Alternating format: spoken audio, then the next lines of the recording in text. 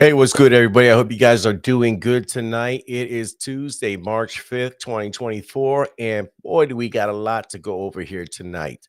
Where do you want to start? Do we want to start with the AT&T and Spectrum and all that going down 2 weeks ago? Or how about we talk about Meta going down today? Facebook, Instagram, Threads. Wait, we got Super Tuesday. We probably need to talk about that.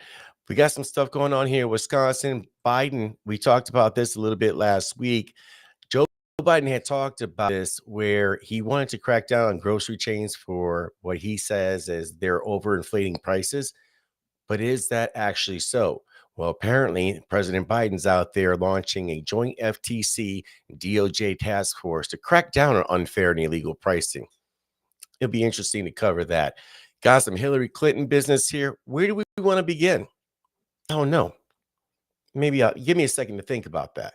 But before we do begin, let me throw this out here. For those of you guys watching for the first time, couple of things to know. Number one, this is the Ed Delgado Show, and I want to thank you guys for joining in here. Please make sure you like, share, subscribe, whatever you're watching on here, whether it be on Facebook, on X, on where we at, D Live, YouTube. Make sure to check it out. Of course, you got the website there. We'll have it posted later on here tonight. And I'm going to be joined by Orlando Owens here in a bit. Now, for those of you guys that are watching, we do have the chat, and I'm going to put this on as an overlay. So if you guys got anything you want to contribute, anything you want to add to the conversation, please feel free to do so in the chat. And if you want to be a part of the conversation, go ahead and toss it up that you want to be there. And I can certainly bring you on in. I can send you a DM and bring you into the show. So where do we begin? I think we should begin with Super Tuesday. Super Tuesday is a big deal. Obviously, we've got so many different states having their primaries going on. And I'm going to take the overlay off here for a second because I think we should take a look here at the states that are at it. So, right now, in the Republican primary, you have Donald Trump, you have Nikki Haley. Yes, that's what I want. So, let's take a look at this here. Wait, is that what I want? We know that going into today, Donald Trump already had 297. I saw somewhere else 296 delegates already. Nikki Haley with 43. Now, an individual on the Republican primary side, they need to have 1,215 delegates in order to win the nomination. According to this, and this source here is the NewYorkTimes.com, tonight, 854 Republican delegates across 15 states are up for grabs. So let's take a look. I'm going to go with a different source here. I want to go to CBS News. It's an interesting phenomenon. I notice a lot of conservatives do not like using so-called liberal sources. I personally love using liberal sources. I love it simply for the fact that it gives me a different perspective, challenges my worldview, and allows me to give my assessment, my thing. No, that's not what I want. Let's try this again. This whole sharing screens is a little bit new, so work with me here. Yep, this is where we go. Let's just make sure. Yep, there we go. Excuse me. All right, so here we go. This is from CBSNews.com, and we're going to break this down here state by state by state. And it's important to note that so far, the states that have been called already have given Trump 197 delegates, 3 delegates to Nikki Haley. And I just got to wonder who's still voting for Ron DeSantis at this point. Or Vivek Ramaswamy. I mean, don't get me wrong. Don't get it twisted. Vivek was my guy. Before he dropped out, that was the dude I was backing. I love the way he talked. I loved his position. I loved the way he was raw, fresh, and organic. I wasn't on the Trump train that way. Like, I loved his policies when he was president. Personality, I could have dealt without. But at this point, you have to be blind to not see the writing on the wall. It's kind of like on the Democrat side. You got to be blind to not see the writing on the wall that it's going to be Biden, whether they like it or not. Now, of course, there's speculation that Biden's going to be pulled sometime. I don't know. I heard this month. I heard May. Take your pick. But the fact of the matter is, God willing, the man, lives to see another day. He's going to be the nominee. Now, whether or not the DNC does something, hard to say. Nikki Haley, 43 delegates. Wow. Anyway, let's continue down into the states. Oklahoma. And notice and I really should get a better set here where I can take a look and circle certain things, or maybe I can change the color of my mouse. I have to look into doing that. Oklahoma, with 43 delegates at stake, excuse me, at stake 43%. No, why do they get percentage in several different areas? You see that right here, right? So at stake, 43 delegates, 50% of the polls are in. Polls close at 8 p.m. And I believe that's Eastern Standard Time. So with 43 delegates at stake, with 58%, it's already called for Trump with 190,000 votes, 83% to Nikki Haley's 34,683. Tennessee. Every time I say that word Tennessee, I got that song in my head. What was the band that song Tennessee? Oh my goodness. Anyway, doesn't matter. Donald Trump takes it with 158,000 votes to Nikki Haley's 47,000. That's 74% of the vote going to Trump. And again, this is just with 29% of the vote in, but chances it's already called 58 delegates at stake. At what point does Nikki Haley, her advisors, her camp, at what point don't they tell her you're looking bad? This is just not it's not going to happen. Now again, remember, I'm not the biggest Trump guy in the world, but even I can see this. Excuse me. Let's carry on. Let's carry on here. And it should be noted here. Meanwhile, Biden wins the Democrat primary in Oklahoma, Tennessee. CBS news projects there are 36 delegates in Oklahoma and 63 that went to Biden there. Let's see what we have in the next few states. What are we looking at here? How Trump won the Virginia Republican primary. Yeah, give me numbers though. I don't want polls. I want the actual numbers. All right, Virginia. We may dip on over to another source here. Yeah, we knew Biden was going to win Vermont. That was a foregone conclusion. Oh, poor Marion Williamson. Man, 4%, 1,200 people. Well, you know what? That's better than coming up with a zero. Let's keep going here. All right, finally, we're beyond polls here. We're in North Carolina. Trump is taking it with 525,000 people. This is with 70% of the vote in, 74 delegates at stake. That's 75% of the vote to Nikki Haley's 159,000. Wow. How many of those do you think were Democrats? North Carolina, Biden took that win. Wow. He did better than he did in Michigan.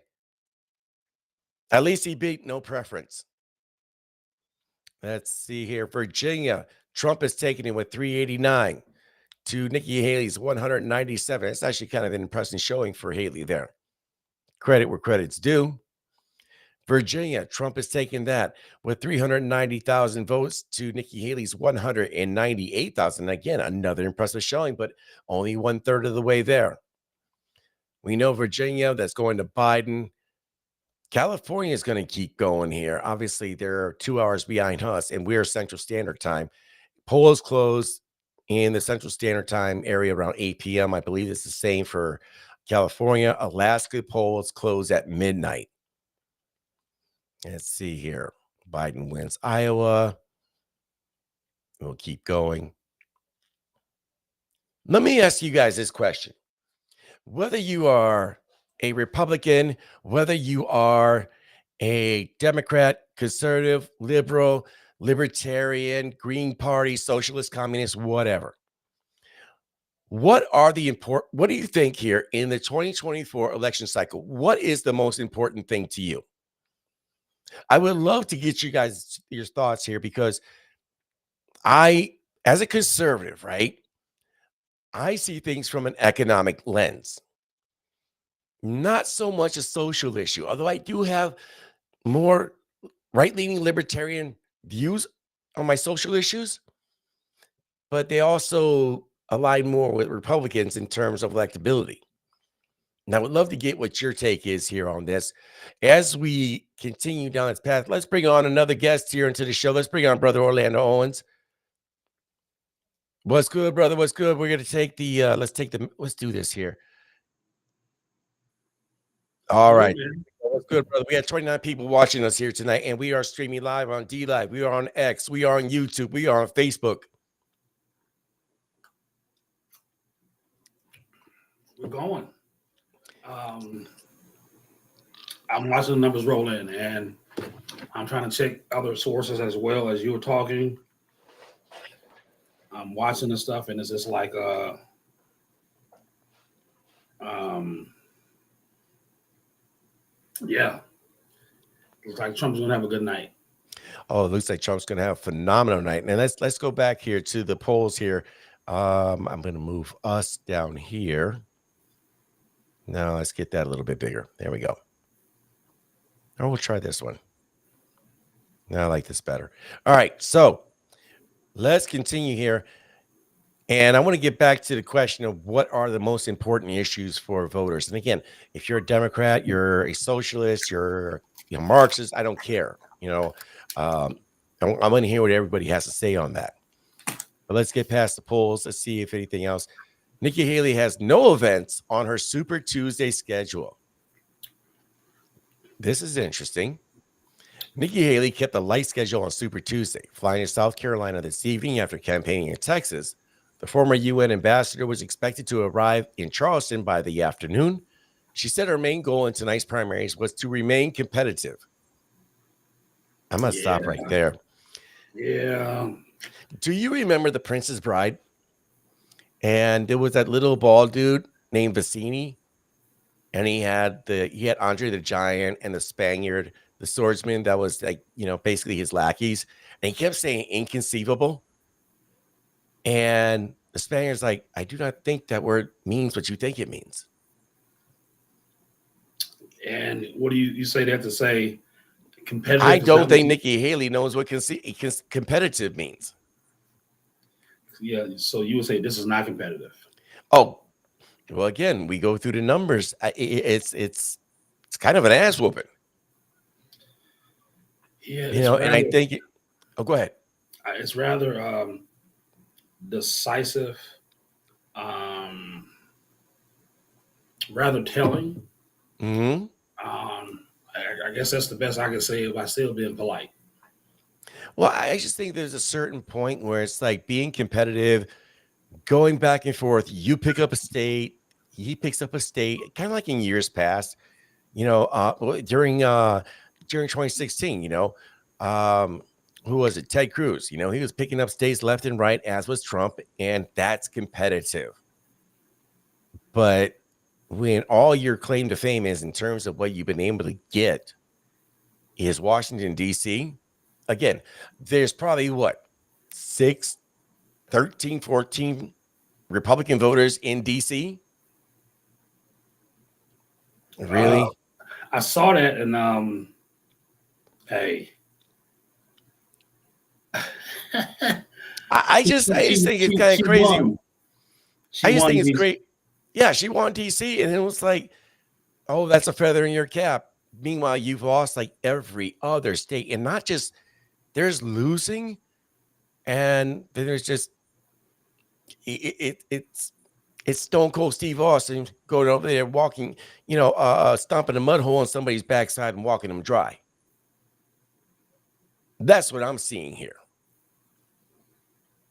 Yeah, I'm just looking at some of these numbers, and this. Yeah. Oh, for some of our Swifties out there, Taylor Swift is reminding people to vote on Super Tuesday. That's just for you Swifties out there. Everyone else, don't go vote. No, seriously, go vote. Go vote. Let your voice be heard.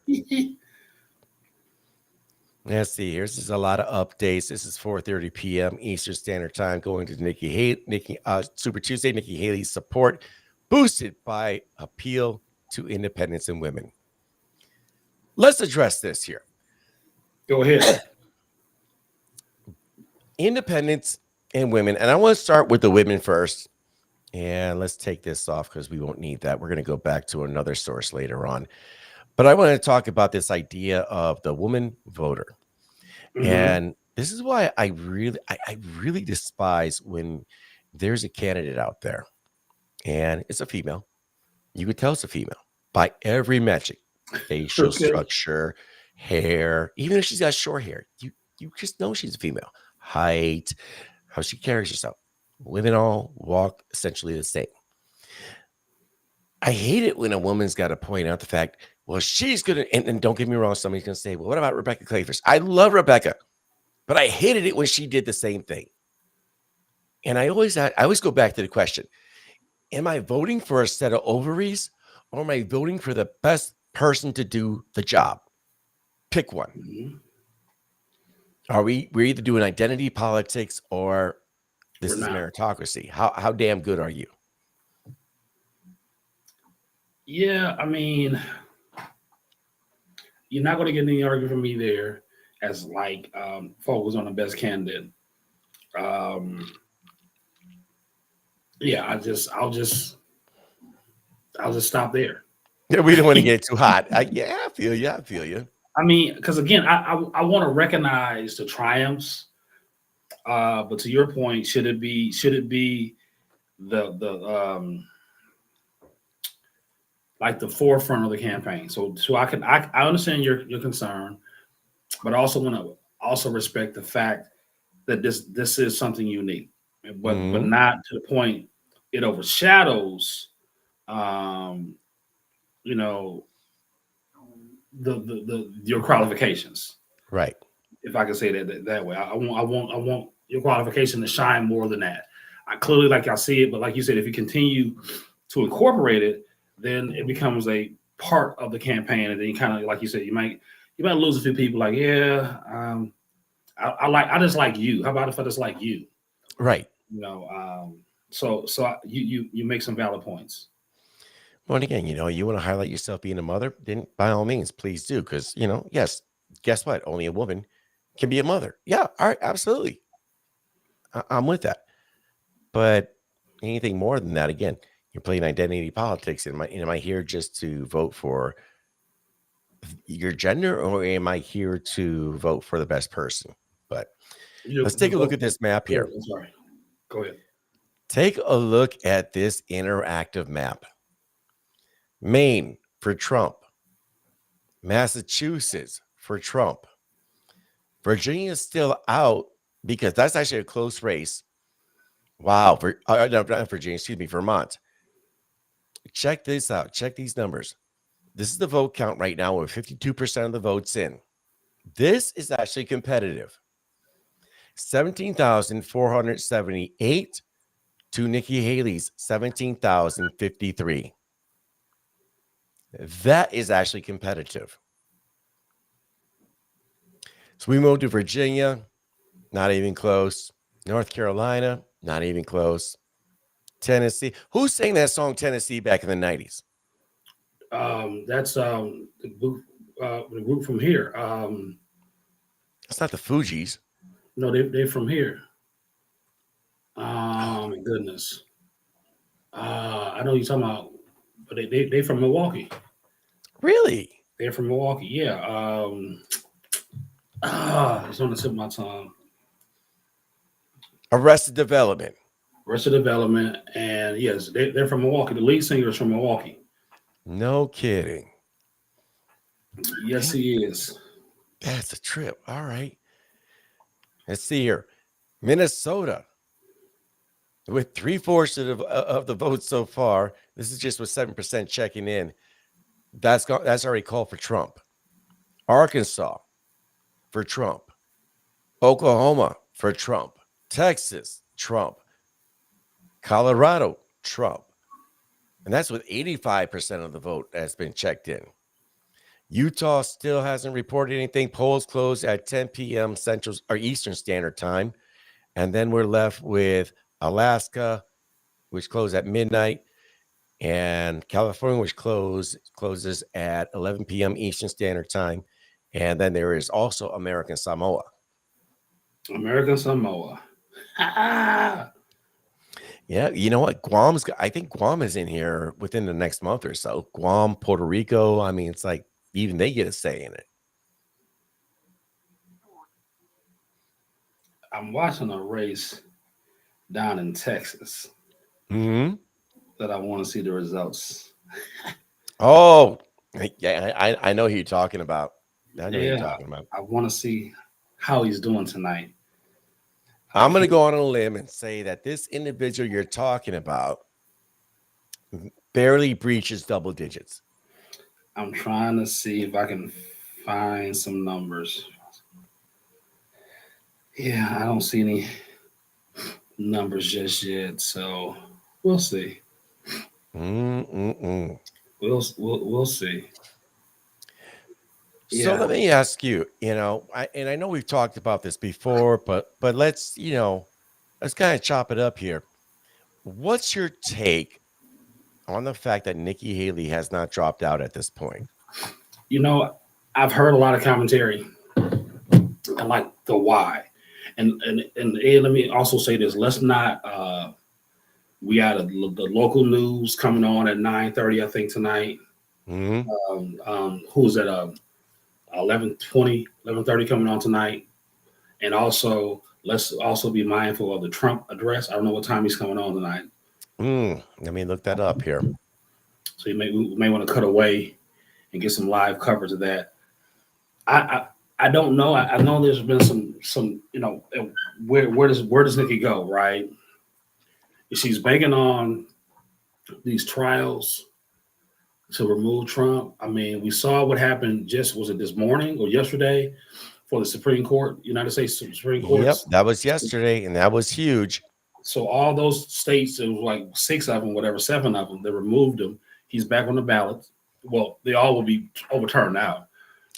Well, did you see today? And that's a great segue to this story. Let's find this here. Ed always Uh, doing digging. He's always digging stories up. Good grief. Yep, right here, The right master here. researcher. You know what you gotta do? What you gotta do here? Wisconsin Public Radio writes this here. Wisconsin lawsuit to kick Trump off ballot dismissed after U.S. Supreme Court ruling. And that ruling was fascinating because it was one of the very few times that the U.S. Supreme Court will vote unanimously on anything. But they ruled that, in essence, and I'm gonna oversimplify this here, states can't take somebody off the primary vote off the ballot because it's a bigger issue. It's on the federal level. But more importantly, there was actually in the opinion piece, there was actually a dissent a piece written by the four liberal justices. And what were the dissent? Their dissent essentially said that there should be other legislative remedies in the event of something like what Trump is being accused of. Mm-hmm. And what they don't understand is that there is only one remedy, and there only should ever be one remedy, The and people. that is impeachment. Oh yeah, yeah. If in the course of a president's term, right, and he's doing his presidential duties, if he did something that is a high crime and or misdemeanor, he is to be impeached. And then it goes to the Senate. And then you need to get 3/4 of the Senate. They only got 57. And I think that was on the third time they tried to impeach him. And I think it's actually interesting. If you want to accuse a president of doing something illegal while they were in office, and let's say they left office, I kind of agree with the fact that, yeah, you could still impeach him because he was doing his duties as a president. Now, whether he stepped out of the lines of the law, that is for Congress and Congress alone to figure out. Well, looks like it's not a good night for every Republican. No, no, it's not. I'll leave it there. Yep. I'll leave it. I'll leave it there. Um, and then I think the courts said, we're not. Ed, I'm going to cut on another. I wonder if I should get another light in here. Yeah, by all means. It's a little dark on my end. No, you look fine. Here, let's blow you up here. Let's blow you up. I could see my wife got a little lamp, and I could maybe put it in the corner Whatever you need to do. if it looks a little, get a little bit more Let me go do that, and I can check on the little man too. Let me do Yeah, that. by Let all me means. By all I'll be means. right back. So let's cover this story here. This is a story here from Wisconsin. There was a group of people that are trying to get Trump off the ballot here in Wisconsin. And here we go. Two lawsuits seeking to kick former President Donald Trump off the Wisconsin ballot were dismissed this week in wake of a ruling from the U.S. Supreme Court. On Monday, justices rejected an attempt to disqualify Trump from the Colorado primary ballot because of his role in the January 6th insurrection. And let's stop right there. That is complete and utter BS when people keep on calling it an insurrection. Because if you're going to call that an insurrection, what do you call May 29th? What is May 29th, you may ask? May 29th, do you remember when they were firebombing the White House? They stormed the gate and they burned down St. John's Cathedral? Do you remember during all the BLM riots and everything when they were actively yelling out their BLM Antifa, we need to tear the system down? We need to tear everything down and build up again? If that's not insurrection, I don't know what is. And perhaps one of my biggest criticisms of Trump during his presidency was the very fact that during the so-called Summer of Love, he did not use the Insurrection Act to quell these violent riots. And I don't know if there's a word stronger than riot. I mean, well, I can think of a few words, but we're not an hour or two, so I'm not going to use the no words yet. Well, no, I mean, let me just call it for what it was. Take a look at what happened in Oregon, Washington. Take a look at what happened in Kenosha, in Minneapolis. It was a shit show. That's the only way to put it. People lost their lives trying to protect their businesses. This is where the Insurrection Act should have been initiated and carried through. And then we got these weak and feckless and pathetic governors that just allowed this to happen. You had individuals like Kamala Harris and AOC running around talking about you have to respect the diversity of protests. So if I decide that I'm going to go out here and start whooping ass because I'm protesting something, should I be charged with the crime? Or should you have to be forced to respect the diversity of my protest? You see where that doesn't make sense? Hey, I get it, man. During George Floyd issue, I totally understand people wanting to protest. And I think at that time, that was probably BLM's best opportunity to have a voice at the table. But when the riots happened, it ruined it for everybody, especially the people with good intention. But let's carry on here. The unanimous Supreme Court decision came a day before Super Tuesday primary elections happening in Colorado and other states. It also ended similar attempts to knock Trump off the ballot in Wisconsin, prompting Dane County judges to dismiss two lawsuits Monday. One suit was filed by Kirk Bankstead, a liberal activist and owner of Minocqua Brewing Company. And by the way, do not, if you ever get access to Minocqua Brewing Company, their beer or anything like that, do not drink it. It is straight piss water. I said what I said. And I'm not a beer drinker, so I mean, yes, it's all bad to me, but this is especially bad. The other was filed by John Anthony Castro, a Texas resident and long shot Republican candidate who's filed similar challenges across the country. The legal arguments for disqualifying Trump pointed to 3 of the U.S. Constitution's 14th Amendment. It added after the Civil War. It was added after the Civil War, and it bars anyone who's previously taken the oath of office from holding public office if they've engaged in insurrection or rebellion against the United States. But this week, a majority of justices concluded, I'm not a majority, all of them, that Congress, rather than the states, is responsible for enforcing the provisions against federal office holders and candidates. Interesting note here, there's an argument that it talked about office holders, it talked about certain offices within Section 3 of the 14th Amendment, but it didn't specify the United States president. And anybody who, if you study the Constitution, if you have a background in law, the omission of words or how certain words are phrased, even if it's just 3 words that, is one of them, can literally change the interpretation of what it is that you're discussing. Wisconsin's primary is April 2nd. Trump is one of the 6 Republicans who will appear on Wisconsin's ballot, along with President Joe Biden and Minnesota U.S. Rep. Dean Phillips for Democrats. Oh, yeah, okay. University of Wisconsin law professor Howard Schreiber noted that while the consequences of the high court ruling for Wisconsin were straightforward, the decision itself was not straightforward at all. Although the justices were unanimous in concluding that the states can't enforce the insurrection provision, they differed on how far the ruling should go. Most of the justices agreed that the enforcement authority lies within Congress, i.e., impeachment. But Schreiber said the majority opinion leaves ambiguity about exactly how that could work. No, there is no ambiguity. The Constitution spells it out. That's my insertion. Some people could read this to say Congress can act, but only by enacting legislation and only a certain kind. Other people read it as less restrictive and say Congress can act. And one of the ways Congress can act is by enacting legislation. And again, if it does so, the legislation has to be of a very specific kind. If the stricter interpretation holds, he says, the clause could only be enforced if a law is passed in the U.S. House and Senate, signed into law by a sitting president, and upheld by the courts. That, Schreiber argues, will almost make the provision powerless. And it does. Well, I'm going to finish what he says. The big remaining question is there any way that the insurrection clause still has any function whatsoever, or has the court effectively written it out of existence? I would say no, it hasn't. But again, your remedy is impeachment.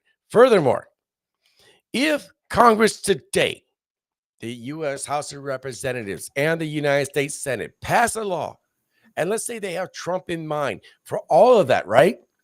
And then it goes to Joe Biden, goes to his desk. Somebody lifts up the marionette string and has the auto writer kind of sign his name just like that, right? If that was to become law, say next month, you're not going to do anything to Trump. And that's where liberals get it twisted, because they think, well, if you pass a law, then we can go ahead and go after him. No, you can't. Ex post facto. You cannot in retrospect, enforce something you just did today. That's like when Trump passed that omnibus bill, which was complete garbage. And I don't know why he allowed, well, we don't want to shut down the government. Let's shut it down. Shut it down. But in there, this is what changed the legal age of smoking from 18 to 21.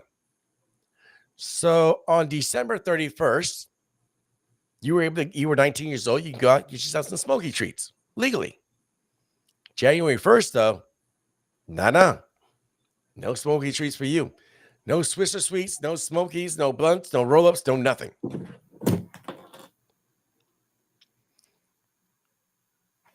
Let's see here. Let's run it in the chat here. Ian C. Jordan. Let's throw this here. Let's see here. Let's run it. He says, Ed, they can't take the dude off the ballot. They're trying way too hard. Way too hard. He clown, but he could not be taken off the ballot. Well, talk to me a little bit why you think that's ridiculous. I'd love to know a little bit more on that. Let's get that out there. There we go. Back to the dude there. Yes, sir. Little man got some strong bowels. What's he doing now? He got some strong bowels. Oh, yeah. You know what? Yeah. And babies are wild. Babies, and they get wilder when they're like 1, 2. Wow. Everyone talks about the terrible twos. I don't believe in terrible twos. It's terrible threes. And let me tell you why it's terrible threes versus terrible twos. Because, quite honestly, at 3, they can talk. And they learn sass. Yeah. So my wife got him. I gotta take the diaper off, but he's chilling right now. All right. Yeah, I was go ahead. I say Ian said because people, and sorry, I'm using voice chat. Okay. Yeah, I was wondering. It's like what are you writing in here? I couldn't understand it. He's got like a different language. He's like using in Hawaii, there's a language called Pidgin English. which is a cross between Hawaiian and Standard English. And when you cross the two together, like you would look at people like, what the hell did you just say to me? I thought he was, damn, Ian, I thought you were talking to me in pidgin English. But he said, because people, and sorry, I'm using voice chat, should be able to decide who they want, not the court. Absolutely. And I would add to that people should be able to decide within their own states. But more importantly, you shouldn't accuse, you can accuse somebody of anything you want. But when they say outright, well, it was an insurrection, what? By whose standards? Where was the trial that convicted Trump of causing an insurrection? Well, Where? the 91 felonies. Well, okay. I love it when people bring up the 91 felonies because what they did was they took like several charges and then dissected them. Yeah. That's what people say. He's not electable because he got 91 felonies. Stop it, man. Well, you see the lawfare going on in our country. Well, he got 91 felonies. I can't support him. Like, oh, okay. Well, he ain't been found guilty of nothing. This is what's really interesting, though. If you take a look at what's happening in Georgia, you take a look at what's happening in New York, you take a look at anywhere there's a lawsuit against Trump, Colorado, everything else, and no conviction has happened. It's just charges, accusations. Mm-hmm. And what the left is really counting on are low information people to say, well, he's got this pending, or they're just saying it's outright. He's got 91 felonies. Well, let's not say the left. Let's not say left, but left sympathizers, those who are center left, who traffic in the same type of propaganda and push that out there, and want to push that as like a real narrative. Well, and I think it's left sympathizer, right leaning NPC, and you have all of that across the board, and I think and. I call them Democrats. Again, this is not to pat myself on the back, but there's a reason I don't watch TV. Just network TV. I just don't want to see the garbage. Well, if I turn on the boob tube, I just want to be entertained, and I can't with that nonsense. Well, again, I'm just saying these are the things that people said on the reason why they can't support them. We look at what's going on in Georgia with Fannie, Connie, and Mr. Batman himself. Mr. Wayne, Bruce Wayne, and we actually, putting that on, publications. We're doing podcasts about it. He got 91 felony charges, and now we see the corruption of what's going on in Georgia, and I still haven't seen anybody retract any of those statements, anybody modify it, anybody actually taking ownership of it. But they forget this a few weeks ago, or maybe even a few days ago. They were like, "Oh, Trump got 91 felonies." And it was standing on that. And I'm like, well, you're the same person that, so now, I'm like, okay.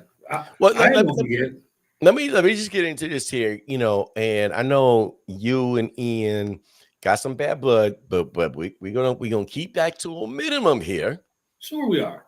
Because Ian, did I? No. But I know some of the arguments and stuff, and okay. I got love for both of y'all.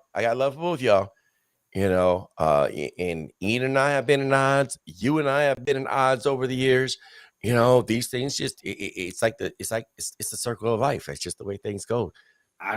Where's Elton John when I need him? I don't know if I brought his name up, but I'll roll with it. I'll bring him up because I got him in the chat and stuff. And, I was ignoring that. So no, I was like looking at the chat. Chat's like chat's the thing right there. I love the chat. Ian mentioned here, he's like, the Georgia case is about to be thrown out. Very, very interesting. Is it going to get thrown out, or is Fannie Willis going to be replaced, and then the charges are still going to be carried forth just with a different prosecutor?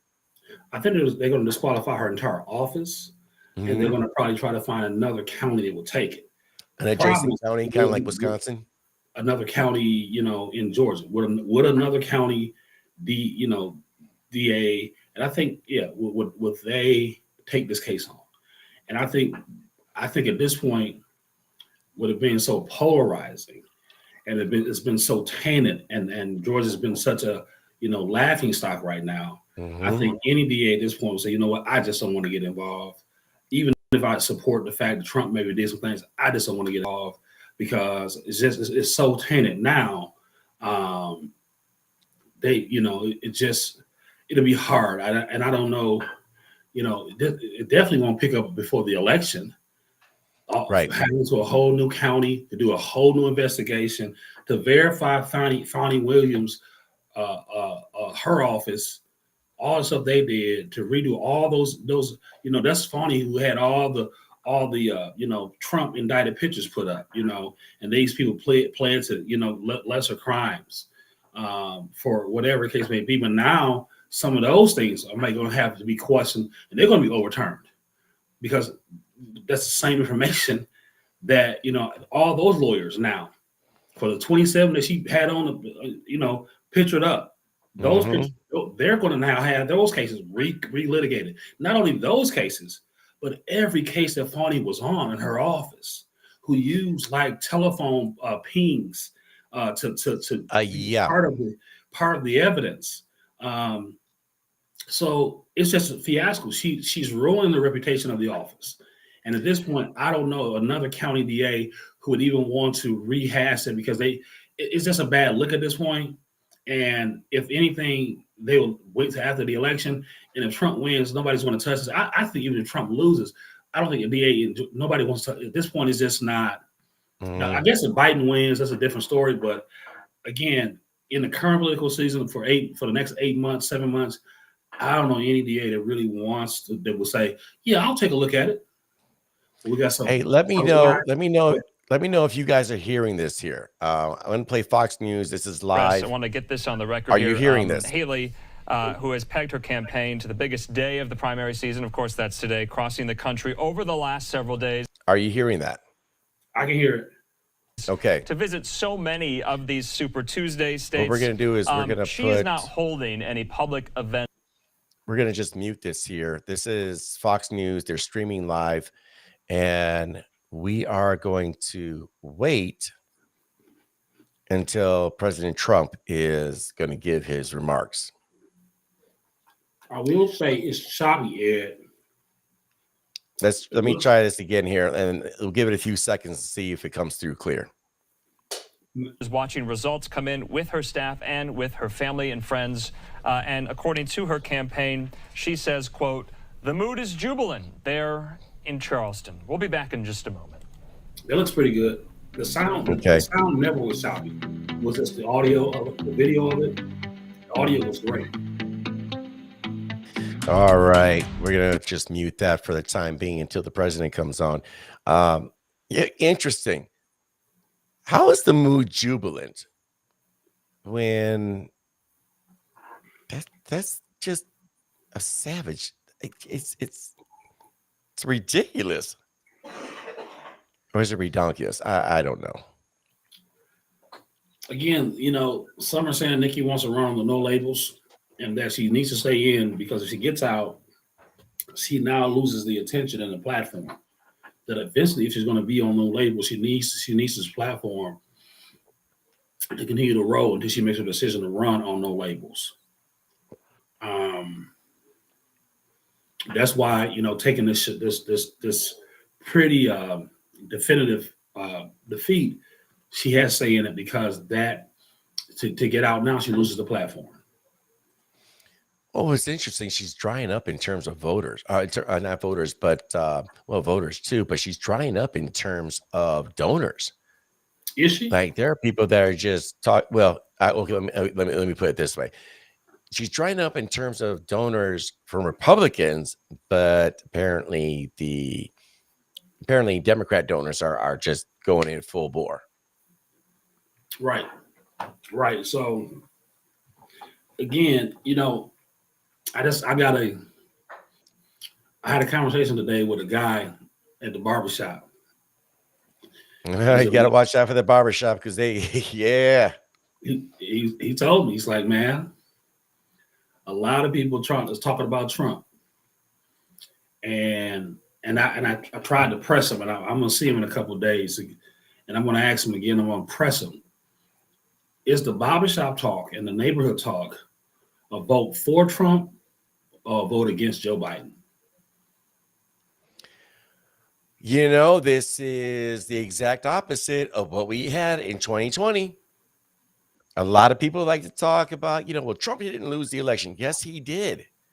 Trump lost and he was anti-elected. People didn't vote for Joe Biden. They voted against Donald Trump.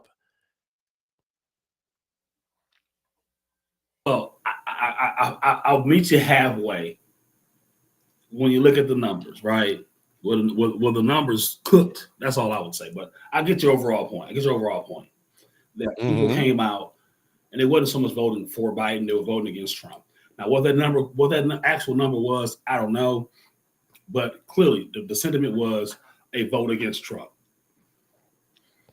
Well, and again, we can go back to the summer of 2020 with COVID and with the way, with the riots and the way Democrats were out there saying, you know what, and this is what somebody actually said, if you vote for us, this all goes away. Yeah. A lot of people, your NPCs, and it's, to tie this together too, with the COVID deaths, you notice that they always had the death ticker, like on CNN and most of your major news outlets. And as soon as the election was over, the death ticker went away.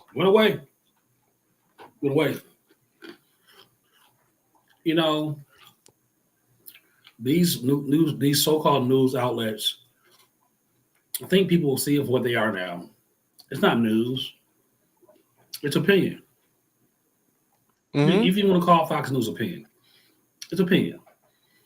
And the sooner we embrace that, then the sooner we can embrace it. It's not news. So let's not, and unfortunately, we don't have the same number of opinion outlets as the left does. Well, and that's a fascinating thing because there are people on both the left and the right that claim to be journalists. And I think we talked about this on Sunday. And it's like, no, you're not a journalist. When you come to the Ed Delgado show, when you come to the website, you're not getting journalism from me. Maybe I break a story. Maybe I'm one of the first people to talk about it. Maybe at some point I'm on the cutting edge of societal evolution. Maybe. Probably not. But what you're getting from me is my opinion. What you're getting from me is quasi-educated conjecture, because I can always be wrong about a particular thing. You're giving your take on it. Right. And I've been wrong quite a bit on a number of things. But for those of us out here, in Wisconsin in particular, we are opinion people. There are very few that are actual journalists, and especially on the conservative side, we have very few conservative journalists. And again, I always give a shout out to Wisconsin Right Now, Scott Frostman, but he's an opinion writer though. But the rest of us here in Wisconsin, we are opinion people, and we try to make the best with the knowledge that we got, with the stories that are breaking. And even when we come across a story, we may not always agree on that. Well, I'll give you my opinion in that the Texas race. Yes. Cap. Stop the cap. Stop the cap. Stop the cap. All that slick talk. Stop the cap. What was the brother's name? Joe Collins. No. State rep. Stop the cap. What was the brother's name? It was Samuel. Joe Collins. A brother died about 2 years ago. He's part of the manosphere, and he wore glasses, and he always have like some chick that thought she was Samuel. What's that? Kevin Samuel. Kevin Samuels. Yeah, I gotta get that audio clip there. Stop the cap. This is a guy with stop the cap. I'm gonna come to Wisconsin. I'm gonna show you all how to stop the cap. Stop the cap. You in Texas? Wasn't that the brother that was talking about how he raised millions of dollars? Yeah, and I look at this campaign numbers. That money didn't. I don't think that money. What I saw, it was just one reporting period, so I don't know if he got 20 grand. I don't know. It was funny. I'm just saying, and the thing about it, I like the dude. I saw his first person he ran against Maxine Waters. I like the dude, but for him to attack me, like I'm the problem. Stop the cap. Stop the cap. I see. I saw what happened tonight. Stop the cap. Why you on the phone? Why you on IG arguing with me? You should be out there campaigning. Stop the cap. It's funny. I know you've been doing a lot of the Instagram, conversations with some of these folks. I tried getting on with them one time, and it was funny because like they set up questions in such a way where to try to paint you into a certain box, and it was like, as you're explaining to your position, they're like, no, motherfucker, how am I going to answer the question if you keep interrupting me? So the IG, like for real? So the IG is kind of, I think, a spinoff from the X Spaces that you can control as a moderator and all that. But again, these spaces attract people who are mostly like-minded. They don't, offer debate, and then once you're there, you clearly are outnumbered with a contrary opinion or position. Well, and it's funny because like when we were on, the number of racial slurs that I was getting, sellout. I was a coon, KEWN. Yeah. YouTube, don't ban me, man. This is what these people are writing. KEWN, which is code for if you know, you know. And I got called a HAN. HAN. Yes, Lord. So maybe it should. So you were eating better. Maybe it should be WAN, but it's HAN. I was like, wow. Okay. Okay. So yeah, man, I was man, believe it or not, I was in one of these debates with one of those left-leaning guys, and this man called black people the N-word and started to berate me on, gay sex. So told me to turn over, that I turned over and I take it from the backside for Republicans. Oh. I said, so wait a minute. Oh. The very people that you need to be coming out to support your movement, you call black people the N-word. And then you have the nerve to what? Denigrate homosexual sex, LGBTQ. I said, that's your voting block. I was going to say that's the loudest block you all got. And then you said, well, I stay with Palestine. I said, whoa. So forget about the Jews. And then you have the nerve to call the guys on the block the N-word, and then you make fun of. Well, remember when they do it, it's a term of endearment. When someone else does it, it's a derogatory term. It's unbelievable. It's unbelievable. It's a double standard. So I was blown away. And every time he tries to bring me up or contacts me, he said, you should apologize to Ian or whatever. I was like, well, again, let me be clear. You just denigrated your whole voting block by calling them the N-word and making fun of who you love. Maybe you should be apologizing to the people that need to vote for you and with you. So he's been radicalized. He's a radical. If I come in contact with him again, that's a new term. You're a radical. You're radical. You know what? And you're radical. Right. You're a closet bigoted. You're a homophobe, xenophobe, and you're racist. I mean, it came out. And I don't know what happened, but it just came out. I was like, wow, I'm blown away. Blown away. See, this is why, whenever I get somebody from the left, they tell me I'm, whatever. I'm like, nah, I'm a bigot. And their eyes like bulge up, like, kind of like the cartoon eyes, like, I'm like, no, I hate everybody equally. Like, I literally hate everybody equally.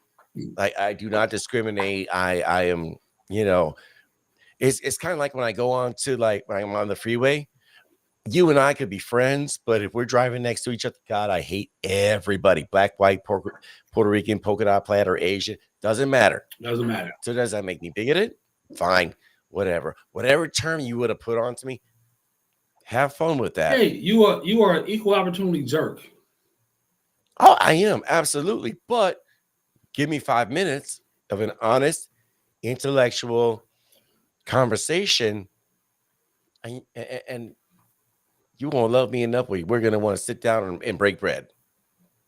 That's, again, it's easy to sit there in a social media space or to call somebody a lot of names, but it doesn't matter. It's easy to do it when you can go ahead and you're behind your keyboard. It's another thing to actually have the honest intellectual conversation and actually let the other party talk, you know. And I want to get to this here. And I want to get to this because Ian, you still there? I'm gonna be the dude who's gonna be just kind of just say what's what. He'll pop up in a minute. But No, I hope he does. I'm not gonna bring him on here because I mean, obviously, we're waiting for Trump to come on. But here's the thing, obviously, you, him, y'all got your beef. Cool. And Ian, you can come at me if you want, and I'm just gonna say this, but y'all need to stop, man. Like that Mortal Kombat meme that you did was kind of funny, but like, and I ain't got no Photoshop skills, so I'm throwing stones in a glass house here. But like, at a certain point, when do you just like drop things and walk away? I don't like seeing two of my personal friends with one another when it really doesn't need to be. What the hell with an apology? Just get over it, man. Dude, let me put it like this. We are closer to the grave than anything else. Like there are more years behind us than there are ahead of us. And I know, Ian, you got some BDE. And for those of you who don't know what BDE is, let's just say be big, a certain phallus, energy. I know you got it. You don't need to be beefing with anybody like that. I'm reminded of a line from a series called Spartacus. Take your hate for people on your side and direct it outward where it belongs. Because this is something that I've seen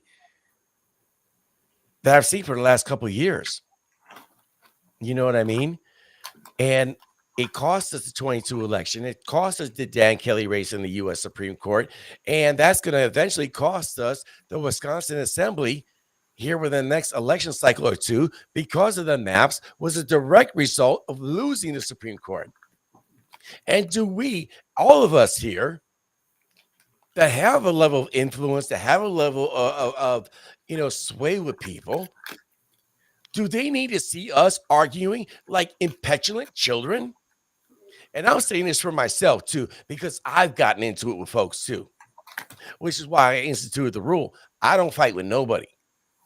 You want to fight with me? Please, by all means. You want to do a podcast about me? Please, by all means, do. But you will never see me fight with you because we're supposed to be on the same side. And if we can't rock together like that, then we just don't acknowledge each other. We just walk by each other. We do that whole thing. What's up? What's up? And walk on by.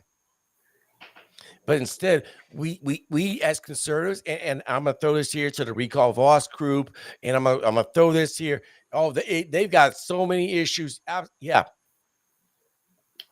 And I think he's absolutely right with that. Republicans have internal issues, and growth takes truth. Yep, I will agree with that. Well, I'm not taking that. I'm not taking up somebody who's not a Republican. So, Ed, I feel you, but I'm not. He know what he is with me. He can continue to do means. I didn't know he did the mean, but he can continue. It's selfish and he it's childish. He's been called out. It was kind of funny though. It was kind of funny. Oh, President Trump's coming on. Let's go. Ian, you may not want to see this because I know you're a Trump hater, so you may not want to watch this part. All right, here we go. President Trump. Let's get the audio. Well, thank you very much. Tuesday for a reason. This is a big one. And they tell me, the pundits and otherwise, that there's never been one like this. There's never been anything so conclusive. This was an amazing night, an amazing day. It's been an incredible period of time in our country's history. It's been sad in so many ways, but I think it's going to be inspiring because we're going to do something that, frankly, nobody's been able to do for a long time.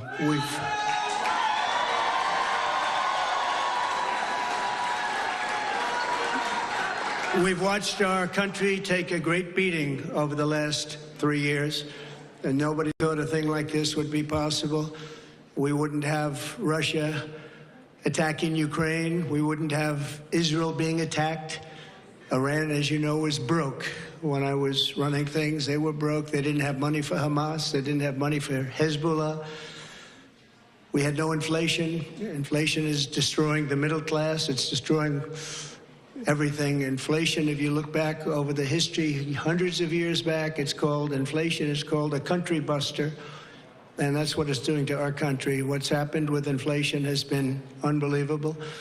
A lot of people say, a lot of experts have said the stock market's the only thing that's doing well, and that's doing well because our poll numbers are so much higher than Joe Biden's.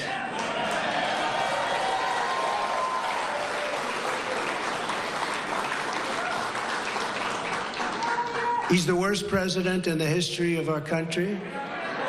There's never been anything like what's happening to our country. Today it was announced that 325,000 people were flown in from parts unknown. Migrants were flown in, airplane, not going through borders, not going through that great Texas barrier that I was with the governor of Texas, Greg Abbott, the other day, and we were looking at the job they're doing. But in the meantime, they're pouring into California and they're pouring into Arizona because those governors aren't doing anything. They're doing nothing. And but today it was just announced before US. it came out. It was unbelievable. I said, that must be a mistake. They flew 325,000 migrants, flew them in over. And they're doing that in the dead of night. The border. Oh, come on. What's going on? Into our country. So that really tells you where they're coming from. They want open borders, and open borders are going to destroy our country. We need borders, and we need free and fair elections, or we don't have a country. This is an incredible group of people. So many celebrities that I'm not going to introduce any because I'm just going to get myself in trouble if I do that, because I'll leave out most of you. But this is a room chock full of incredible, talented people, like some of the guys standing right in front of me, right? Big futures, big, fat, beautiful futures. Oh, I'd love to be your age. I'd pay you a lot of money. We have some tremendously people in this room, including tremendously talented political people that have helped me right from the beginning. We had the safest border in the history of our country. We built 571 miles of wall. We had Mexico supply us with 28,000 soldiers because we wanted them, that's why. And they said, we won't do that. I said, yes, you will, you will. And in the end, they did. It was an easy negotiation, but we had the safest border, the best numbers we've ever had, and now we have the worst numbers probably in the history of the world. Sad to see what's happening to our cities. Our cities are being overrun with migrant crime, and that's Biden migrant crime. But it's a new category of crime, and it's violent, where they'll stand in the middle of a street and have fistfights with police officers. That's BMC. And if they did that in their countries, from where they came, they'd be killed instantly.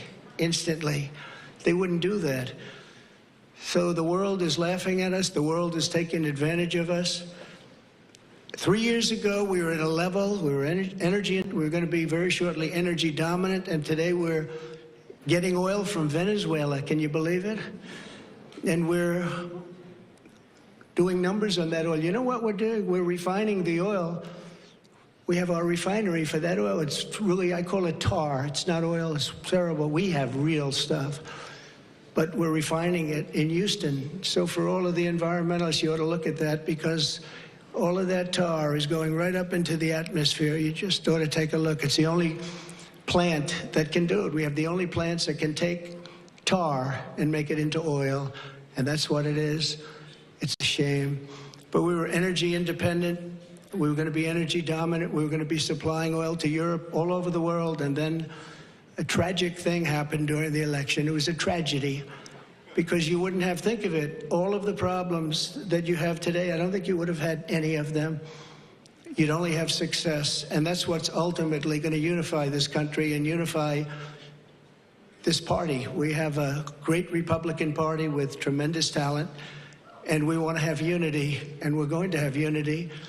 And it's going to happen very quickly. And I have been saying lately, success will bring unity to our country. And it happened before. The best economy our country's ever had. And people were calling me that I would have said will never happen. It'll never happen. They wanted to get together African American, Asian American, Hispanic American, women, men, people with diplomas from the best schools in the world, and people that didn't graduate from high school. Every single group was doing better than ever before. It was a beautiful thing. Our country was coming together. Our country was coming together. And now we have a very divided country. We have a country that a political person uses weaponization against his political opponent. Never happened here. It happens in other countries, but they're third world countries. And in some ways, we're a third world country. We're a third world country at our borders, and we're a third world country at our elections. And we have to stop that. We need a fair and free press. The press has not been fair, nor has it been free. But maybe someday they will be. They're being beaten up pretty badly. People aren't trusting them. They're not believing them. And really, it's a very important factor. The press used to be the policeman. It used to police our country. Now nobody has confidence in them, and we have to get that confidence back. It's so important for the success of our country. So important.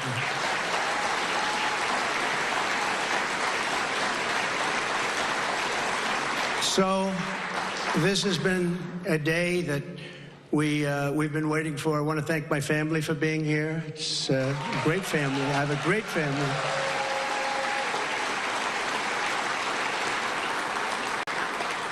They've had it very easy since I decided to run for politics. They say, thanks a lot, Dad, we appreciate it. But they're strong, and they're very capable people, and they love the country. They really do love the country, and we appreciate it. And I want to thank everybody at my staff. Susie, Chris, incredible job. Incredible job you're doing.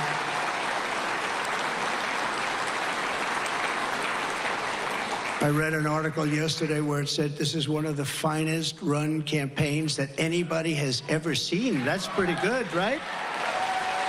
That's pretty good. It's really a statement. And we have no choice, because November 5th is right around the corner. November 5th is going to go down as the single most important day in the history of our country.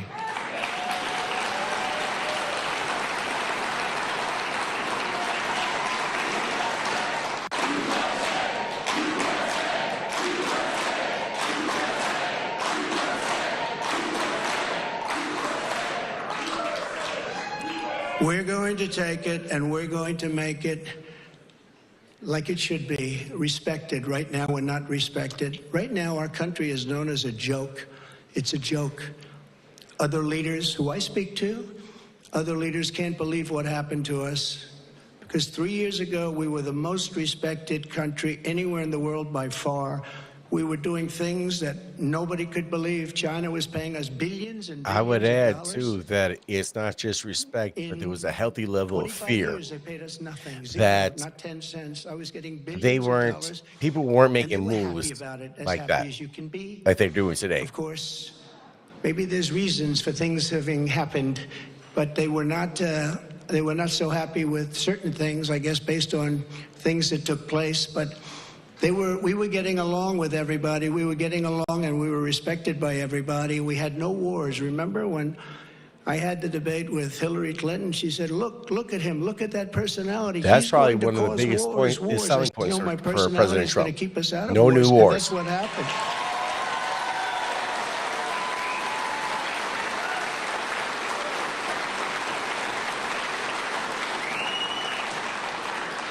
For 20 years, they were fighting ISIS. I defeated ISIS in 4 weeks. I got rid of ISIS 100%. You know the fact checker's going to have a 100% field of the day with ISIS this, right? caliphate. 4 weeks. And we had no wars, and we stopped wars. We weren't getting along with a lot of countries. All of a sudden, North Korea, which is a serious nuclear power, but North Korea came along. Kim Jong-un, we got along very well. We got along very well with China until COVID. That was a little bit too much as far as I was concerned. You That think? was too much. Couldn't take that one. But we made a trade deal with China that I don't even talk about. $50 billion a year in product they bought from our farmers, our manufacturers. They used to buy 10. I got 50, and it was great. But COVID, I don't even talk about that because COVID was such a horrible thing. It started in the Wuhan labs, just as I said, the Wuhan labs. And it came out, I believe, through incompetence. I believe it was incompetence. Well, a side note here, too. Apparently, the CDC has reduced COVID to essentially a strong variation of the flu. Go figure. Some people think it wasn't, but I believe it was. But regardless, it caused $60 trillion worth of damage and death all over the world, all over the world. And we did a fantastic job on that. We never got credit for that. Unbelievable job on that. We came up with things that nobody thought was possible. Don't forget, when it came in, nobody had an idea what it was. They didn't even use the word pandemic. Nobody had an idea. But we did a fantastic job. And we got a lot of credit for the economy, a lot of credit for our foreign policy. I think credit like nobody, very few people have gotten. And the press was very honest about it. They give us very high marks on foreign policy, the Abraham Accords, so many different things. Absolutely. Absolutely. But we never got the kind of due that we should have for the COVID, or as I call it affectionately, the Chinese virus, the China virus. China. Which is a much more accurate term. And despite that, the stock market, when we turned it over, the stock market was higher than it was prior to COVID coming in. It was an amazing thing. We did an amazing job, and we have so many people that worked on that, so many of the doctors, so many of the scientists that worked with us on that. It was really, really something. But there's never been an administration that had more success in so many different elements. We got the largest tax cuts in history. We have the largest regulation cuts in history. It should also be noted that Trump did what he did even with a Republican Congress that let the Democrats do their thing his first 2 years. Beautiful. We had jet fighters that were 53 years old, and we had all brand new jet fighters. And then after this other group of people that didn't know what they were doing, they took over, and we had that horrible surrender in Afghanistan. I call it a surrender. We took the soldiers out first. You know, I dealt with the leaders of the Taliban in Afghanistan. They were the ones that were causing the trouble. The press was very angry because they said, "Why are you calling them?" I said, "Because that's where the problem is." I say oftentimes, they asked Jesse James, "Jesse, why do you rob banks?" I said, "Because that's where the money is." And I said, that's where the problem is with the Taliban. And I spoke to Abdul. He's still the leader, believe it or not. He's really the leader of Afghanistan, but he's the leader of the Taliban, a rough group. I say, don't ever shoot our soldiers again. Don't ever do it. Very interesting what happened is that, we were having, during the Obama administration, previously,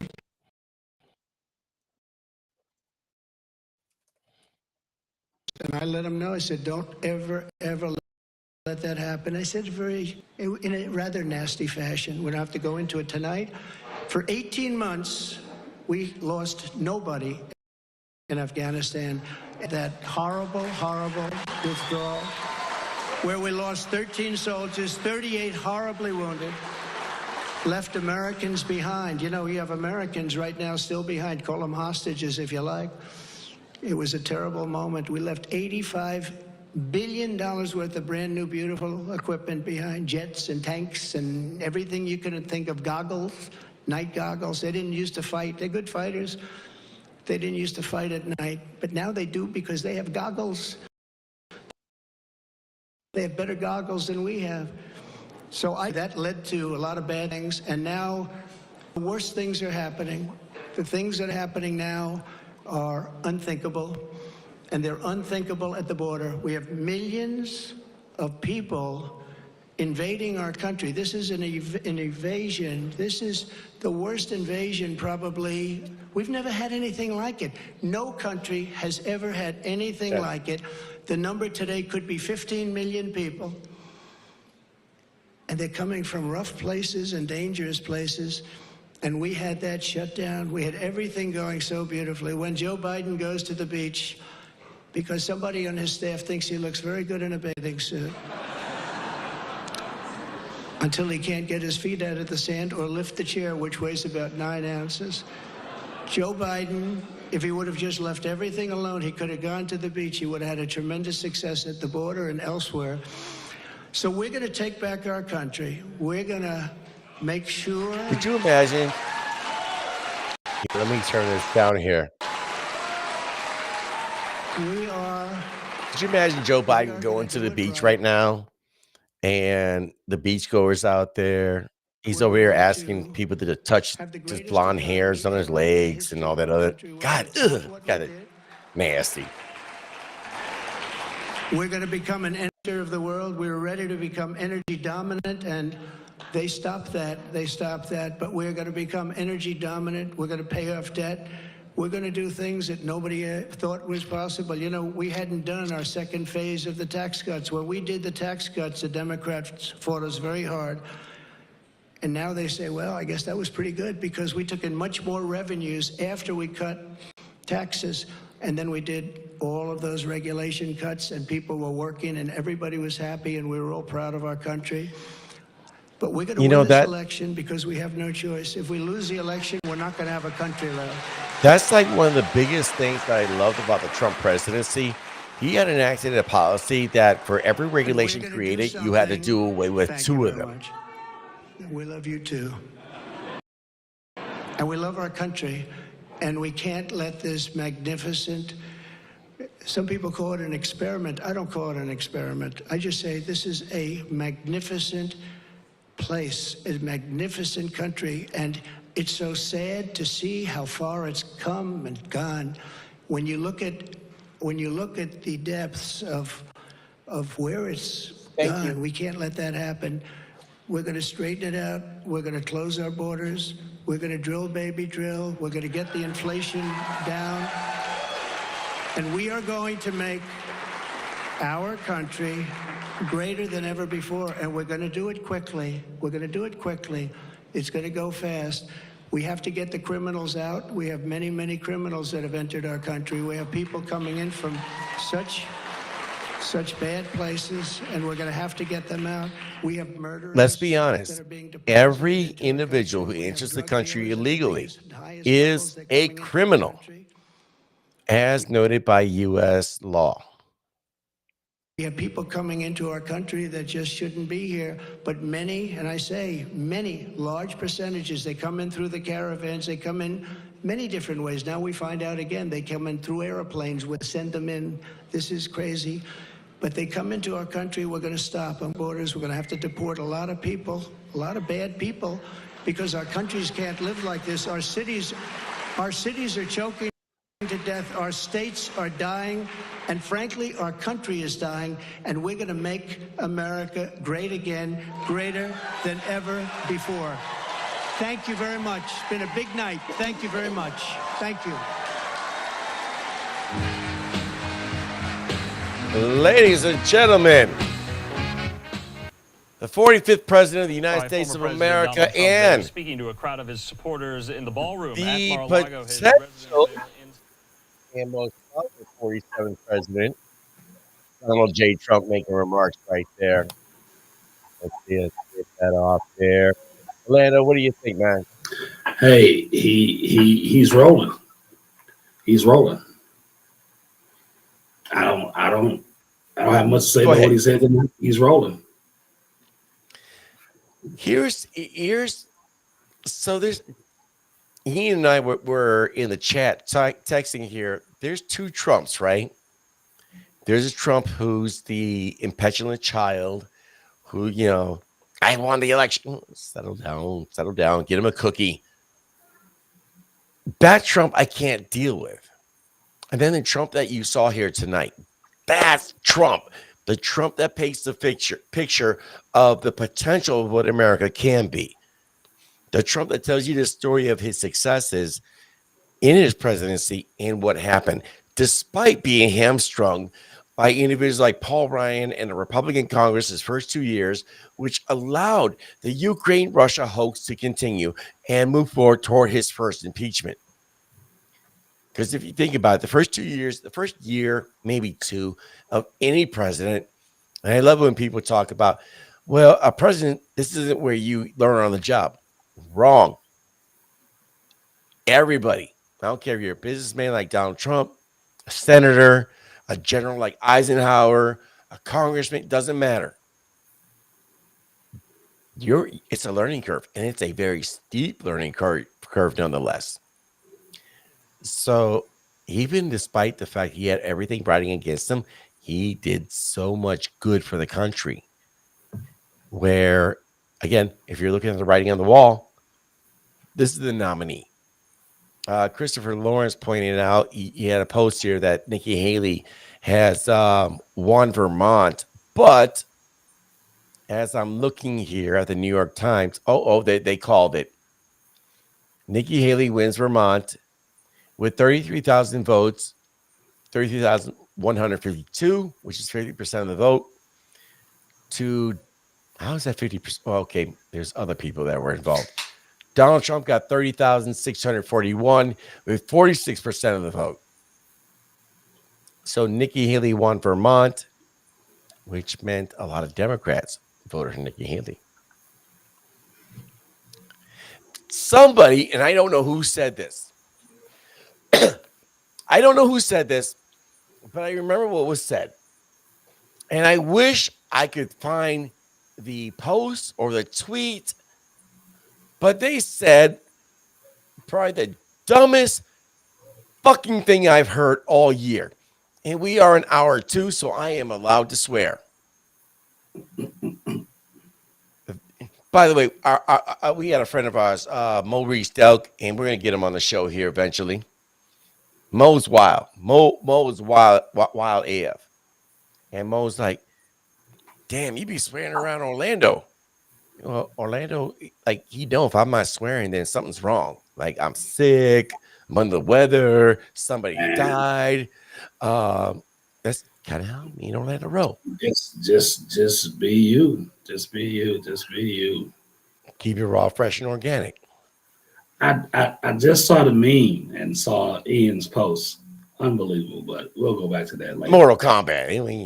And I heard the other one that he's, continuing this, that I said something bad about Paris when he was dead. I say things are bad about Paris. Here's what I felt about it when he was alive. So get over it, Ian. Stop trying to conjure up your pity party right now, bro. Just deal with it. You've been caught not doing your work. Your final paper was lacking. Just stop it, man. Let's move on. Just move on. But In life, okay. It's just unbelievable. But I understand why he does it, because he won't get no wins. I get it. He ain't getting a lot of traction, and I get it. So, well, I'm not. Yeah, I'm not getting involved here. Other than to say so you say there's a Trump that you like and a Trump that you don't like. Right. There's a Trump I like. There's a Trump I don't. And the Trump that I like is a Trump that can paint me a picture of the future. So tell me what. So let me just finish this part. Tell me what I have to look forward to, because at the end of the day, I'm about making money. Like, what did that brother say back in the day? If it don't make dollars, DJ Quick talking about if it don't make dollars, it don't make sense. Right. I ain't trying to fuck around with somebody who's not going to make me money. I need you. Go ahead. What I say is that it's a package deal, man. Yeah, it's a package deal. It really is. Yes, because you can get someone who's less bad Trump. He won't be a fighter for you though. He won't be somebody who's gonna stand up. So it's one of those things. Either get somebody who's locked in and is going to say some things or do some things you may not always agree, but the momentum is going in the right direction, versus someone who will never press the line, but never say anything that you don't like, will never say anything you dislike or how you say or tweet anything, but he would never press where it needs to go. Give me the guy who's going to press where it needs to go, and I deal with his bedside manner and his demeanor in my own personal way. But I'm just saying, we want somebody who's going to stand up. And DeSantis, I know you talked about DeSantis being Trump 2.0, and Well, yeah, that's the new version. that's what we were hoping he was going to be. But go on, DeSantis go on. DeSantis is Trump is beta, and DeSantis is you kept telling me about these types, and it's the new, but it's still, as long as the champ is still there, ain't no 2.0s. Well, again, I look at everything in terms of, I love new tech. I'm a tech junkie. So if I have an opportunity to be involved in a beta release, and in the tech world, a beta release is you're the first to get access to a new software, new hardware, something like that. And I generally don't like first generation technology if I'm purchasing it. But if I have access to it, then I'll mess around with that. You get my feedback, that type of thing. I love the prototypes, always do, because I know that with the prototype, there's a lot of research, there's a lot of development, there's a lot of things that go into it. But I always gravitate to the next level because it's usually an upgrade. DeSantis was supposed to be that, because if you look at what DeSantis did with his governorship in Florida, right? Boy, he was taking on the culture war. He was taking on Disney. I mean, like he was like The Rock, just giving a smack it down on people's candy asses, right? But when he ran for president, for the nominee on the Republican side, his campaign team, and I know the DeSantis people that are watching, especially on Facebook, and I love a lot of those folks that are, DeSantis backers. His campaign team was garbage. They advised him to do things like, put out AI false images of Trump and Fauci hugging, false AI videos. They had him like literally trying to go for the throat of Trump. And it was like, dude, if you had played the game like Ramaswamy had done, talking about I had nothing but love for Trump, but I'm younger, I'm here, more vibrant. Bro, you could have done it, especially with his military background and his governorship. He could have piggybacked off that and he'd been a true rock star. Instead, he's going to become what? And I'm going to throw it out here. DeSantis will do one of two things, because he can't run for governor again under Florida law. So he will either fade away into the background, into the ether, and retire, or more likely find a very friendly congressional district, become a congressman, and be in Congress for the next 30 decades. Because He's already in Congress. Yeah, but he'll go back. Right. What executive goes from being an executive to one in many? One that wants to be in the limelight. Oh, okay. Well, I'm just saying, I don't know anybody who's tasted the executive office that you are the shot caller and then go back to being a body. That's true. I'm not saying that it doesn't happen, but I think more likely is that he'll find a job on Fox News or start his own. He'll get an executive position where he's making like $500K. Right, he'll get something like that to stay relevant. Oh, I don't think he'll run for Congress again. Speaking of which, did you hear about the potential bloodbath that's coming to CNN? I did not. Apparently, a lot of the better known anchors on CNN, individuals, we talked about this earlier about news organizations, they're not really news, they're their opinion. And when we talk about that, you're looking at these shows like, Tucker Carlson, Glenn Beck,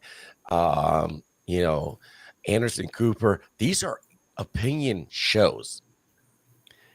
But during the day, you look at CNN, you look at Fox News, you look at MSNBC, they actually do give news. The difference is, of course, that the news they present is just simply whatever the editor says is news, which gives it a more left or right leaning slant. But apparently, Anderson Cooper and several of the high profile anchors on CNN and show hosts, they're on a chopping block because CNN, they are bleeding money. They are bleeding a ton of money. Well, it's getting stale. Well, no one's watching them. It's stale. Did you know when you go to an airport, CNN actually has a contract with the airports to play only CNN? Yeah, I didn't know that, but I'm not surprised. It's stale, bro. I mean, oh wait, it gets better. It how gets long better. you- In the school districts, especially here in Wisconsin, they're contracted to play CNN Kids. Oh, They don't get Fox News Kids. They don't get One America News Kids.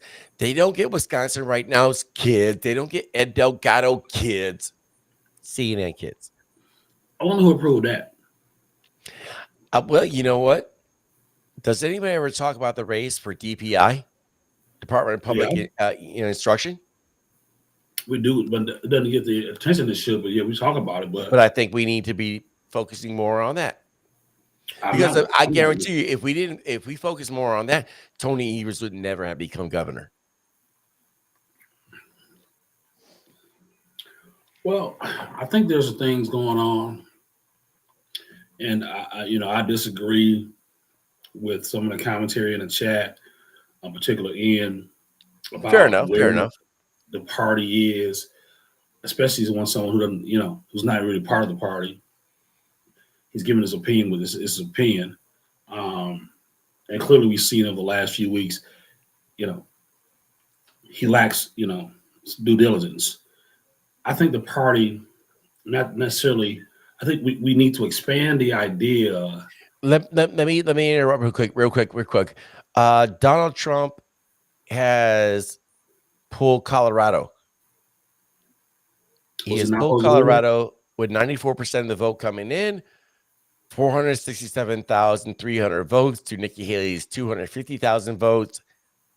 Donald Trump has Colorado. We're calling it here. And the source is the NewYorkTimes.com. There was supposed to be a toss-up or something for Nikki? Well, if you ask Nikki Haley's camp, everything's a toss-up, but yeah. I mean, that's the same state that the crazy lady. They're the ones that initially brought the suit to take Trump off the ballot. The crazy lady with the 100-man dead stare. Yes. And of course, the Supreme Court smacked that down yesterday. I guess. But please, continue, please. No, so I think this, man. I think the party. I think the party has talked about expansion a lot. The question is, I don't know. I don't necessarily think they. Well, let me start saying they, because I'm part of the party. As am I, in full disclosure. We need to look at, and this is where there's some disagreements of where is the upside and where the expansion is. Yeah. Not trying to, be Democrat light and talk about, thank you. Yes. Okay. Trying to appeal to, well, you need to do what, Democrats do to get black people. I mean, I'm not listening to a liberal or a Democrat or someone who's slightly right of center, but really is nothing but a, quiet lefty hating against Trump. I'm not listening to that type of wait.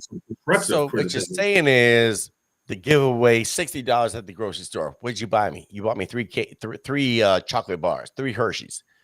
Let's give a backpack. No. Right. We're not. I think you can do that, but we're not doing it because again, we're not going to go do that route to gain because my position is always people don't care about that. It's more traction in the counties that are conservative leaning that we can do better. Nobody, you can't be Democrat light because when you start doing that, it's always going to be one upsmanship. Well, if the Republicans believe in 2, we'll give 4. And we got to come back and counter that. Like, no, nobody doing that. And I think this is where the so-called, conservative, but I think that just, you know, found the way to get in front of the line, honestly, and somebody gave him some attention, ENC Jordan, that got in front of the line. Somebody actually gave him some traction. And I think trying to be Republican, Democrat light is not going to be a winning message. Now, let me be clear. I don't disagree that you do have to have moderate Republicans running in districts that are more moderate. I mean, for years, Del Schultz was always a questionable vote for Republicans because he ran in a kind of 48 district. So he couldn't be too hard left, couldn't be too soft right.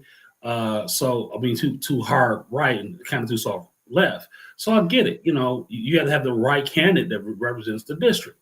But I think that's where let me just interject this here. I think that's where you can have a Republican run that is a hardcore conservative economically, but socially be like, you know what? I ain't on the left, but you know what? I get, let's take the abortion. You know what? You do you. This is where a more libertarian type of social issue oriented person can come into play, but they align more on the Republican side of things, on the more conservative side. But again, they're not so hardcore. It was like, no, that's not happening. And again, depending on your district, that's going to dictate what kind of candidate you need to run. Yeah, again, I'm not disagreeing that you have, 48 districts, and you got to figure out what can you lose and what can you gain. Yep. And where do you get the votes? And I don't necessarily think, in my humble opinion, that 48 is maybe even the real number, when I can attest my own eyewitness reports that we don't go to the tractor pull. Mm-hmm. We don't go to the mud races on Friday. I can tell you that because I was on the campaign trail. Absolutely. And I can tell you we're not there. So is it really a 48 district, or there are so many people that are out there who could vote but just not inspired to vote? It can be inspired to move. So you don't have to be a Dale Schultz. You could actually be a more conservative candidate if you're willing to do the work to go find the people and go find the voters. Again, I harken back to 40% of hunters are not voting, not registered. While we're trying to capitulate to this is where commentators, or I guess pundits like ENC Jordan misses it. While you're trying to say we need to do more of this in the Black and Latino, we need to do that. I'm not saying you don't, but I also understand 40% of hunters, let's call it 100,000, are not registered to vote. While you're trying to convince people who diametrically, on some levels, don't like this country, have a problem with the situation in this country, and think the white man is the reason for all of the issues that they have as a downfall. How in the way you think you're going to talk to them? What you think that's how that conversation is going to go? And that's when the name calling comes in. Because I'm not, this, that, and the other, because I'm not as radical to say I hate this country and white man is the reason for everything, and white folk. Or do you find the ones in the Black, Latino, other communities, young people who are open-minded to hear a message, to be actually compelled to have an honest conversation? And with that, that's where you should invest. But let's not overlook the sticks. Let's not, because again, if you get all those voters, then you start looking at, well, I don't necessarily have to. You don't have to abandon your core values and your core principles to get people, and you shouldn't. You shouldn't have to do that. You shouldn't do that, because you look like basically just Well, that's a sellout right there. That's a sellout right there. You shouldn't do that. Your core principles. That is truly a sellout to get a vote. When you can talk about maybe trying to find people who are more aligned with you, but just don't vote because they don't like politicians, they don't like government, and they hadn't really heard a message that compels them. I think that's. Go ahead. This is where I say that Republicans and conservatives, and I reached out to RPW, Republican Party of Wisconsin Chairman Brian Schimming, and I will have him on and as a guest here very soon. And I'd love to ask him the question. I think that as Republicans and conservatives, we are horrible storytellers. We're trying to get the emotional hook. We are horrible with drawing people in with a story. And it is the outliers, like people like myself, like the Tim Pools of the world, like the Patrick Bet David, where we can sit here and tell you a story and we can say some no words without being gratuitous. And because we go out and we talk to the everyday person, we go to the bars, the restaurants, the casinos, the resorts, and this gives us an opportunity through our real world struggle coming up to the point where we're at, where we can tell you a story, relate it to you, get you to feel what we feel, and it's social media at the same time, entertain you at the same time. And I think as conservatives and Republicans, we think everyone's in our same frame. We think they think logically, but before you get to logic, you must hit emotion. Am I off the market on that? No, I think Trump pretty much has tapped Yeah. into it. 100%. Again, if nobody else in this state can experience what I experienced, that's unfortunately it's a miss opportunity or a miss experience that I had a chance to see. Mm-hmm. Nobody can tell me anything about running statewide. I saw it for myself.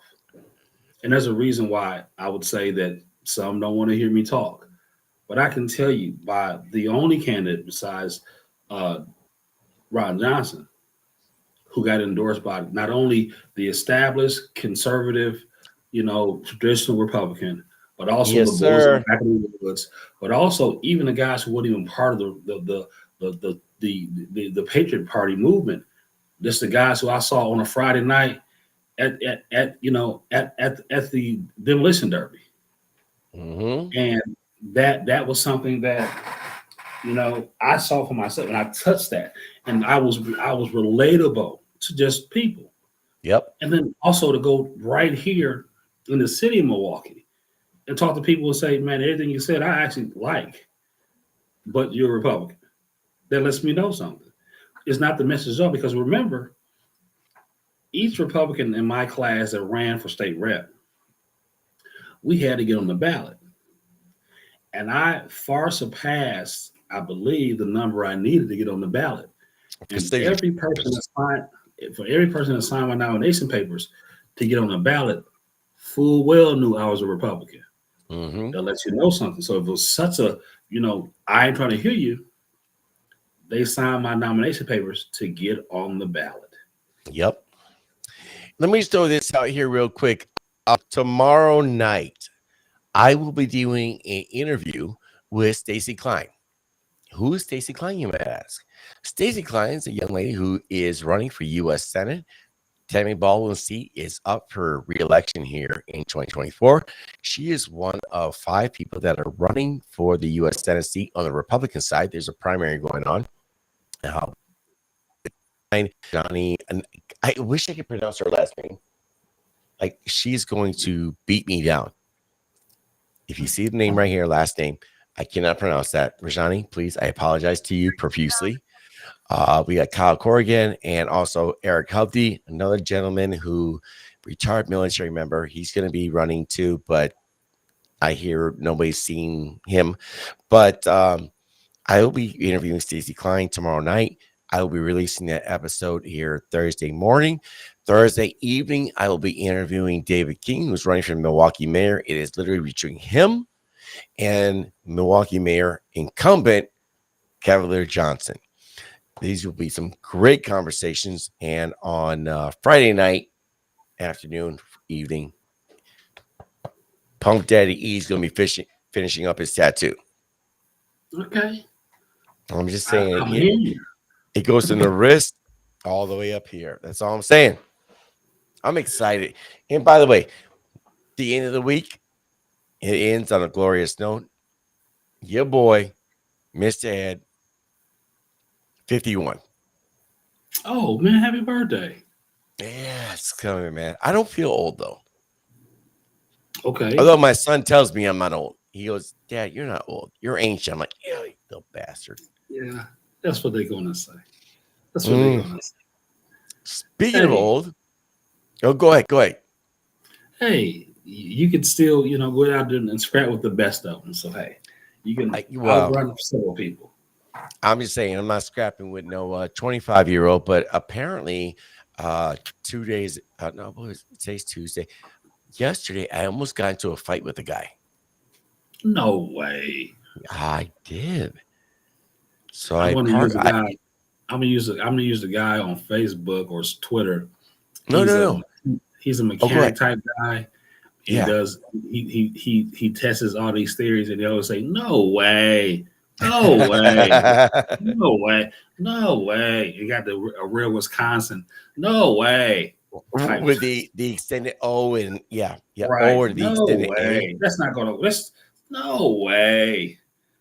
So you got into a dispute? Stop Oh, it. I did. So I picked up my son. This was Friday afternoon, last Friday. And I go parking to a parking stall at Quick Trip. And I tell my son, I'm like, this one guy, I'm like, he's walking to his truck. It was a Chevy, it was Silverado. And I tell my son, I'm like, don't open your door. Let that man through. So he gets into his truck and he's looking all kind of crazy. Like I can kind of tell he was a little, eh. So I'm like, when you open the door, be careful. Do not swing it out. He's 12. So what do 12-year-olds do? They do exactly not to do. Swing a bitch open. Hits the guy's car. Oh, Okay. This guy goes nuts. Now, in full disclosure, if you were to see my son, he looks like he's 17, 18 years old. He's a big boy. Like he stands eye to eye with me. At a distance, you think he's a grown-ass adult. And he shuts the door right away once he hears the clink. Now, there's no damage to this guy's car. But I'm like, dude, what the fuck? So I get out of the car right away. And I probably should have grabbed my phone. This dude is pounding on my son's. He's sitting shotgun, right? He's pounding on the fucking window, and I'm like, back the fuck up. That's a child. He's 12 years old. He gets all up in my face. He must be thinking I'm gonna back down, and clearly he doesn't know who he's fucking dealing with. But I'm like, and I'm apologizing to him right away. I'm trying to like, dude, he's a kid. He's 12 years old. He's stupid. Fuck, really? So this dude's over here. You should have taught him better. Maybe you should have parked more. I'm like dead center in my stall. Now I storage. Silverado. They're fucking huge side to side. But stalls are what they are. And dude's like getting chest to chest with me. It was like, at a certain point, I was like, dude, you ain't getting your fucking car. Get the fuck on. And eventually he did. Oh, man.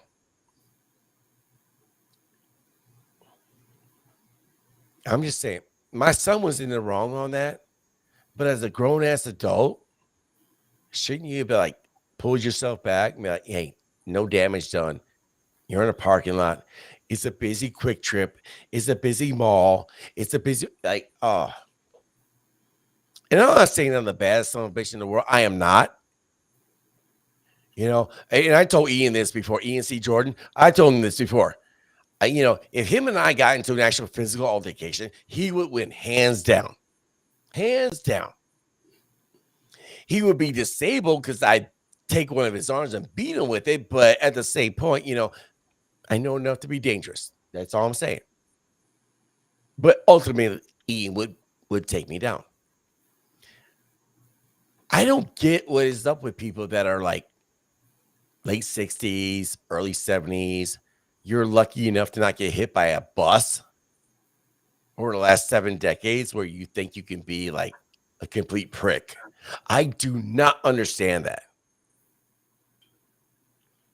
So yes, that was my Friday afternoon, and it was kind of funny because my son was like trembling, and me, I'm like, nah, you fucked up. This is facts. But nobody, and I literally mean nobody on this planet threatens my child. You can talk shit about my kid, by all means, please do, but do not threaten my son. That was just wild. And again, I'm 50. Like, brother, you are like 20 plus years over me. You want to fight over a truck? Over some dumb shit a kid did? It's not like it was like there was no dent. Well, Okay. I bet your son listens to you now when you tell him to do something. Yeah. Stop just hearing me, but listen to what I'm telling you. Do what I tell you to do, so we avoid these type of conflicts. Right. Stop being like, oh, whatever that. Stop doing that. I'm telling you to do something. And this is what when you don't listen to dad, these things can happen. Well, and I think that's an interesting segue into, younger kids, millennial. I can't even say millennials anymore. Millennials are adults now. Your Gen Z, Gen Alpha, whatever the category is these days. A lot of kids today, my son included, are so incredibly privileged. They live in a world where it's an online world and it is magnificent because the world is through tablets and phones and everything else like that. But they're risk adverse to conflict. I think about myself at 12, like I've been And in they more hard headed. fights. They hard Oh, headed. They don't listen.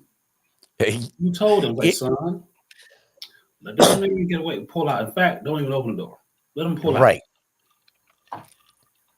All of that. So, and you have to train and show him, like, I'm telling you something, son. I'm not playing with you.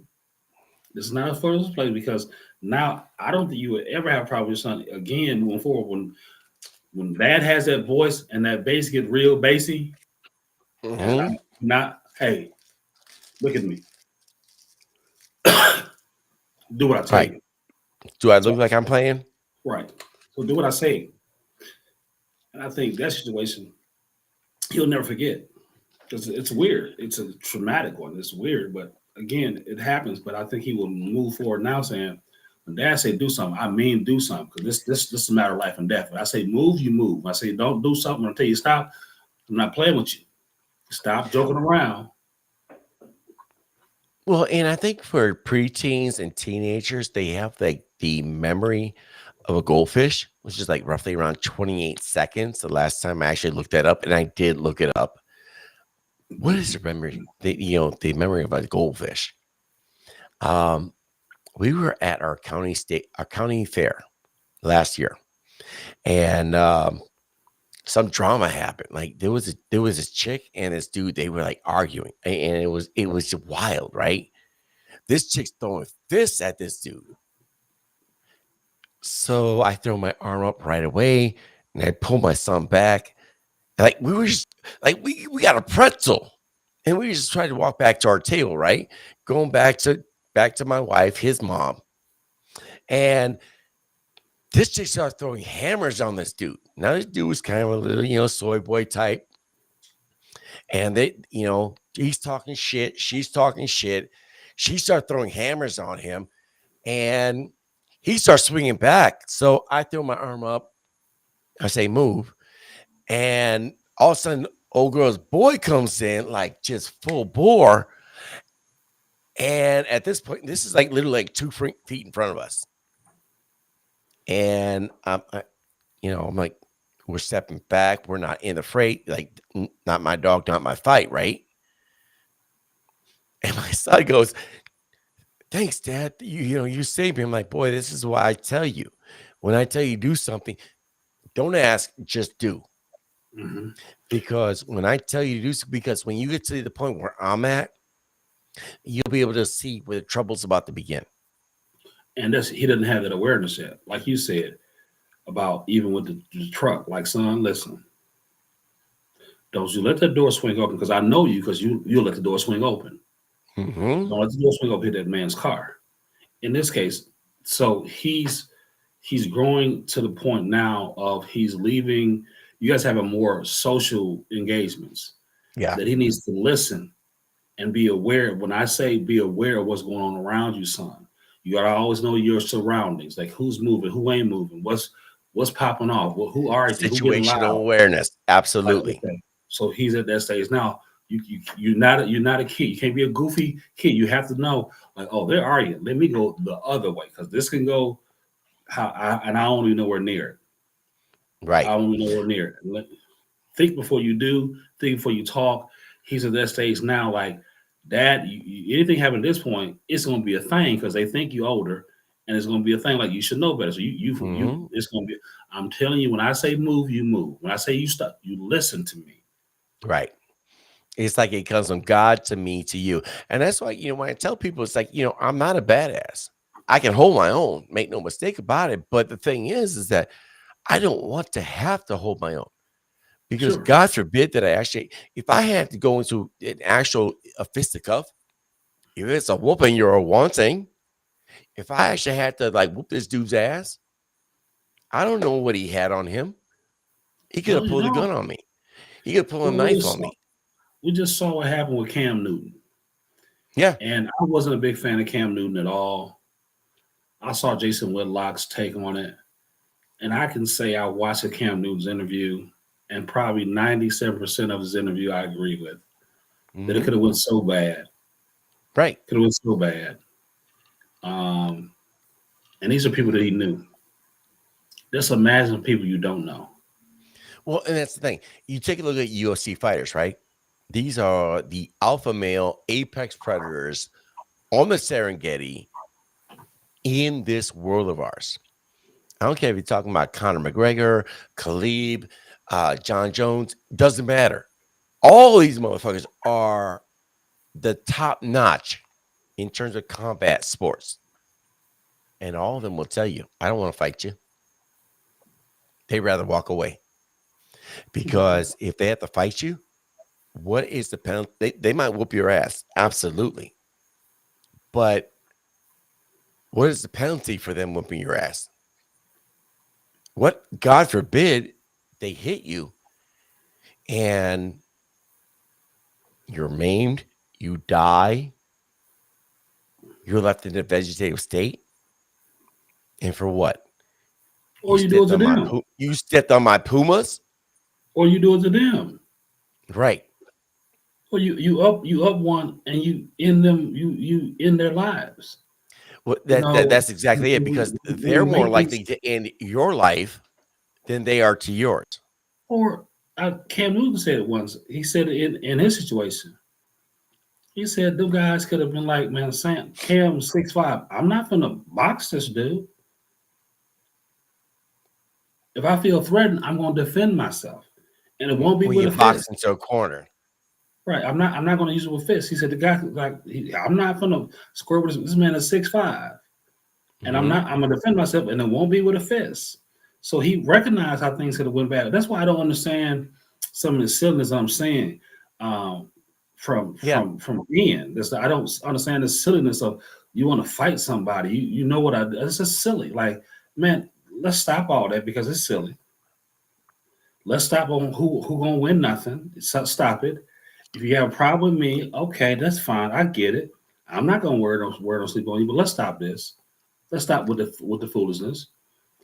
You want to debate you continue to drag up Paris and continue to. Yeah, I mean, you've been proven wrong at least 5 times at this point. That you're not really listening, but you want to, make these idle threats. How does that look for you and your girlfriend out in Well, Arizona who's well, working with? let me stop there because I want to bring her into it on this platform. That's But I fair. will I will bring it up like this. A couple God, I don't need this is pre-COVID. So it was definitely 5, 6 years ago. Had a beef with somebody and I wanted to tear them apart. God, I wanted to shred them. And when it comes to talking shit, I am not only a Jedi master, I am a Sith Lord. I like I've done it a long time. In terms of shit talking, I am You at have my a peak. slick mouth. I do indeed, yes, sir. But because I can rip you apart verbally, does that mean should I? Especially when trying to build something here, at the time it was Late Night with Mr. Ed. I rebranded eventually to the Caramel Conservative, and now I'm the Ed Delgado Show. When you do a show like this, it's an evolution. Now, the best advice I ever got was from Jen. You Protect the brand. protect the brand. Protect the brand. Absolutely. And this is why I don't fight with anybody online. If I get to a point where you want to Just shut them threaten down. me, Just shut them to, down. We're done. mm, You're blocked. Go I, about your I day. don't. I might block you. I might just ignore you. I don't respond to you. As a matter of fact, I have a social media rule where if it's a pissing contest back and forth with an average person, I don't respond. Like if you get 1 or 2 responses from me, that's a lot. If you're a person of prominence, a legislative person, a representative, a senator, I'll give you the back and forth all day because I know for you, you're going to be very cautious on how you frame your message out there. And we can have a great conversation through messaging. But I'm not arguing with anybody. I'm not fighting anybody. As a matter of fact, in I'm a gonna take physical your lesson. sense, in a physical sense, I'm gonna walk away from you. And if you threaten me, I will even run away from you. But if you box me into a corner where I cannot leave, Yeah, I'm if gonna it's a take whooping you're your wanting, I'm gonna take your advice on some levels of it, but at the same time, I think at this point we have to start we have to stop the bullying. We yeah, got to stop the I don't deal with sometimey folk. You know, I don't deal with I'm with Trump today, but tomorrow I'm gonna talk behind his back, and I ain't with all that stuff, man. hmm Either I'm rocking with you or I'm not, and it's gonna be clear. I'm seeing more traffic by this dude and his minions. Again, I'm gonna stand on mine, man. I'm not well, apologizing. and every man's got to do what they got to do. I just, from my perspective, I hate to see 2 brothers that I got genuine love and I actually like beefing. But you know what? Y'all grown men. Y'all got to do what you got to do. Yes, sir. And I'm gonna stand on mine.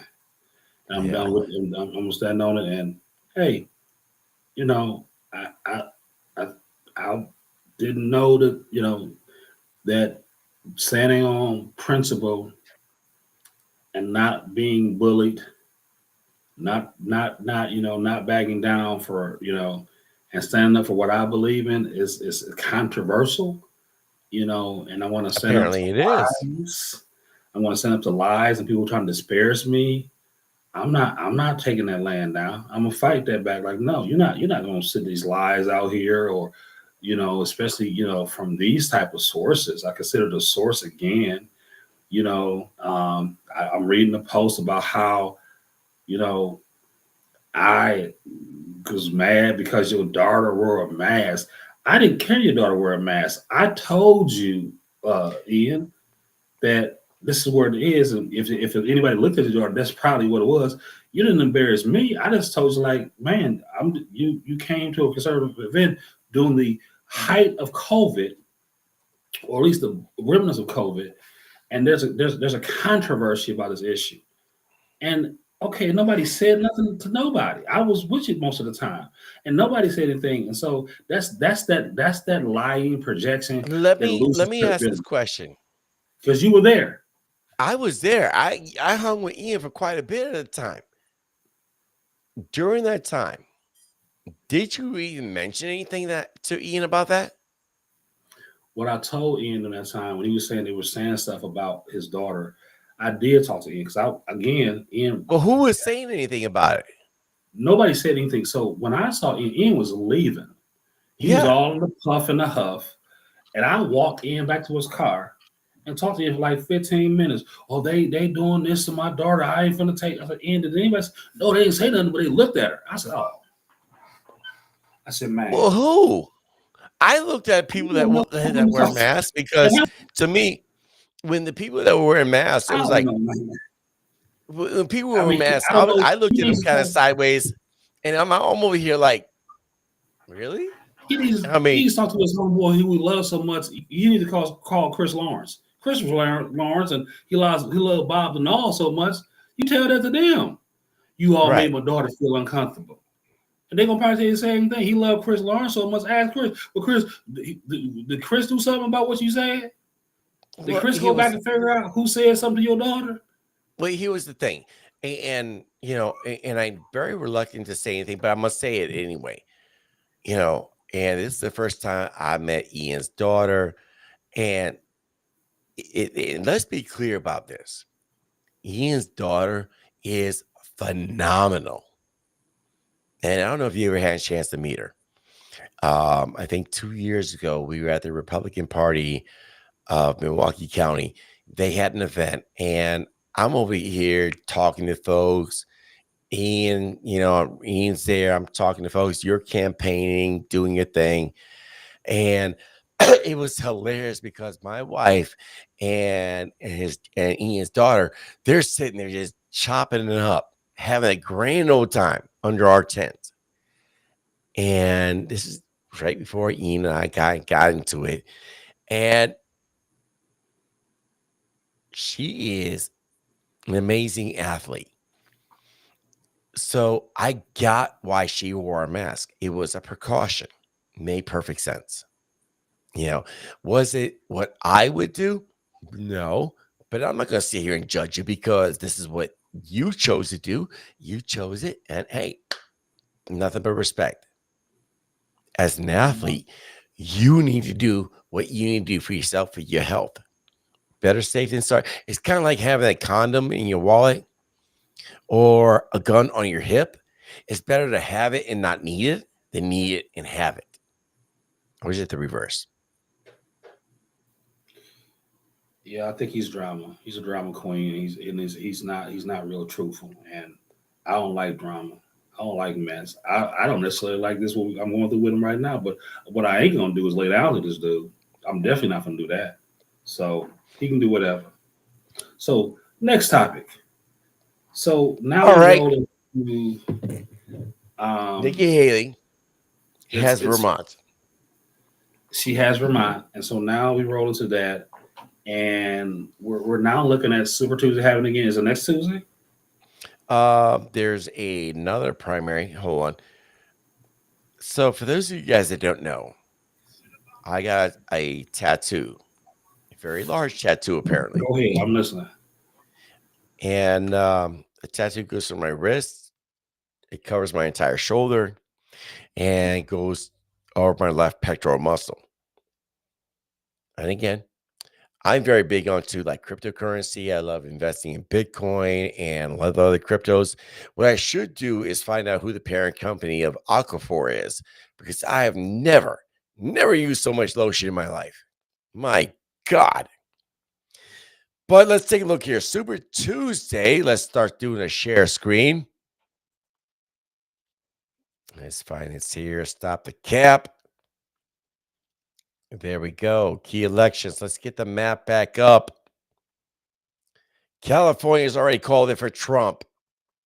And this is with 26% of the vote counted. We have 442,000 votes in 74% to Nikki Haley's 129,000.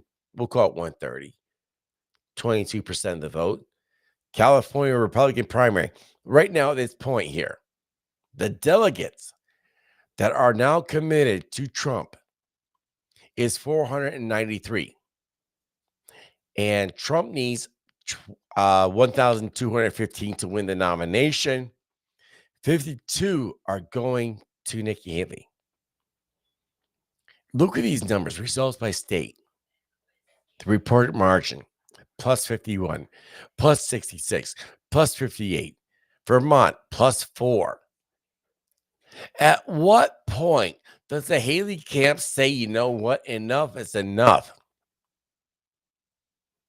Because if the Haley camp thinks that they have a future, is your future Charlie Sykes? Is your future, you're going to go to a speaking circuit with what, left-leaning moderates? At what point? Here, Virginia, plus 28. Colorado, plus 30. Look at this. Nikki Haley had Vermont, plus 4. Plus 4. That's a 12x in North Carolina. If I'm doing the math right here, plus 14 in Oklahoma. That's a plus, 12, 13 in Tennessee. Trump, Alabama. And by the way, before anybody says something stupid, I get it, Alabama, Southern State. Yeah. Did he win 71. Alabama? Did he get Who Alabama? the heck? I'm just saying, who has a plus 71 in any race? Did he win Robin Alabama? Voss?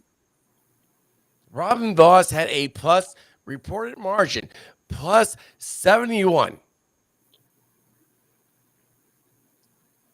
If you take 4, that's like almost a plus 18x. Did he win Alabama? He did. Let's go to Alabama.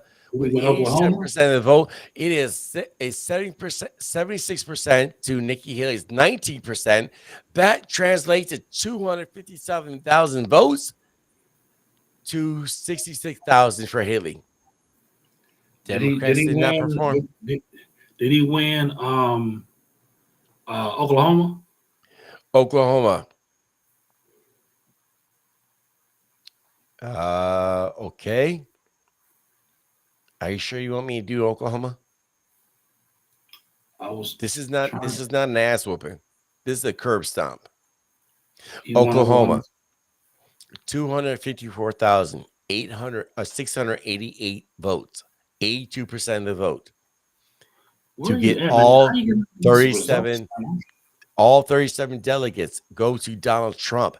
Nikki Haley with 49,373,000 votes, 16% of the vote. This is with 97% of the votes in. The source, NewYorkTimes.com. Pump Daddy E. It's all about the research. I'm trying to find where you getting all these numbers from, Doug. Oh, good grief. NewYorkTimes.com. But I do get it from a lot of different sources too. I mean, in full disclosure. I'm just saying. You getting all the real time feedback quick. Well, do you remember during the Summer of Love? Do you remember you hit me up and you're like, you were telling me like, where are you getting this information when the riots were unfolding? Right. No, I'm over here. I'm trying to get this shit in real time. I'm searching for this before I knew Kristan Harris over with the Rundown Live. And by the way, y'all need to check him out. The Rundown Live. Look him up. Rumble, Facebook. Facebook, they did him dirty. They banned him. Facebook make sure banned him? Oh, they did. Yeah. So check him out on Rumble, check him out on D Live, check him out on all the alternate social media platforms. The Rundown Live's off the hook, but you can find him on X. Well, yeah. Cali's called it for Trump. What's going to be called? California. It's not even close. And this is with 36% of the vote in. Wow. Massachusetts. Let's go back to Massachusetts here. So she won. She won Shout Maine. out. Or not. No, she won. No, Maine went to Trump. And again, 72% to 26. Massachusetts, shout out to my massholes. Donald Trump, 60% of the vote with 228,000 votes to Nikki Haley's 137,000, almost 138 with 36%. The massholes knows what's up. If the massholes are telling you what's up, the rest of the nation knows what's up. I just don't know what's going on right now, but I But follow. what I know is that Nikki Haley got at this point in time, the delegates, right? We're looking at 493 for Trump and 52 for Haley. Say that one more time. The delegates at this point that will go to Trump at this point in time is 493 to Haley's 52. And I have to ask the question, and this is a quintessential question. At what point does an individual say, I'm out? Like, I got my ass whooped so much that throw in the towel. Somebody, because I'm tired of getting beat up. Yeah, something's going on with Nikki, and I don't know how to put my finger on it, but something's going on. Something else. There's another move being made, and I don't know what it is. I can't think I see do. why continue to go through this like this. Some move on, and maybe I don't. I think at this point, can she mathematically win? Is there enough delegates on the table still, or no? It's no. At the end of the day, let me bring the map back up here. Let's see if he has the number of delegates. So we're waiting on Utah right now. If we look at the map here right now, Nikki's got Vermont. Let's find Vermont. That's 17 delegates. And I don't know if that's a winner take all or not, because some states are winner take all. Some will parse them apart. But let's see here. We're waiting on Utah. That's 40 delegates. Alaska gives us 29. You bastards! You did not put America Samoa. Oh, I'm just saying at this point, is the numbers even feasible? Well, okay. Oh, new development. Trump with 529 delegates, right? Okay. I'm gonna bring up. I'm breaking out the phone. What do I got I'm going looking on here? too. I'm trying to find stuff as well. Go ahead. You much faster than me. I'm looking at my cryptocurrency portfolio. I had a short position on Shiba Inu, and I'm looking good. But okay, yeah, crypto hit over here. So we have to win the nomination, you need 1,215. At this point, committed delegates to Trump is 529. So minus 529. Trump needs 686 delegates. So let's take 1215 minus 529. And what does 686, Nikki 1215. Let's just take Trump and his 529, right? Right. Hold on. 1215 minus 529. Trump needs 686 delegates at this point. Now, here we are, Super Tuesday. So let's go to 1215 minus 52. Nikki Haley would need 1,163 delegates. Well, let's do this math. 1,163 minus 1,215. If she were to win everything going forward, if you take what she has right now and she won everything, it would be a break even. Like it would be a literally tie. Like they would be zero. Like Trump didn't get one more delegate. But let's be honest, it would be a tie. Like they would be at 532 versus 532.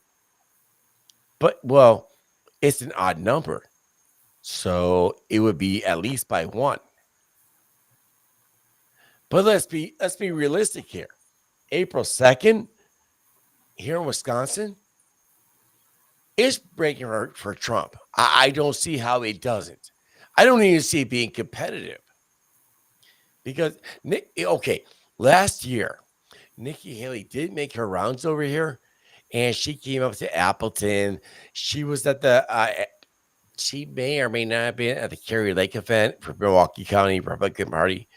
I know she did some rounds here, and people were like gawking over her. But I don't see at this point how she moves the needle any way other than down, because people are on board with Trump. Yeah, I don't. I'm. If the numbers are still on the board, I guess I can see why she would stay. But if the numbers are not really there, then I kind of see like what needs to happen for her to win. But did she make a statement yet tonight? I'm trying to look right now. She did not, and she did not plan on making a statement tonight. Do you know why she's staying in though? Why is she staying in? She's banking on the possibility that Trump is going to be incarcerated at some point. She's banking on the possibility that one of the court cases, one of the legal, the lawfare is going to stick and he'll be incarcerated and he's going to run his campaign from a cell. Which brings up an interesting conundrum, because is the Secret Service going to allow him to be incarcerated? He is a former president. It's wrong thinking, because, I mean, that's saying that Kriston is here. Okay, that's wrong thinking. Shout out to the Rundown Live, yes, sir. That means that Nikki's assuming that Republicans will get behind her, and I don't know if that's gonna happen, man. On a large scale enough. Yeah, I'm struggling. Well, here, I said this here, and I'll say it again. If Nikki Haley is a Republican nominee, I feel like that one dude, Jason Church, that talked about, if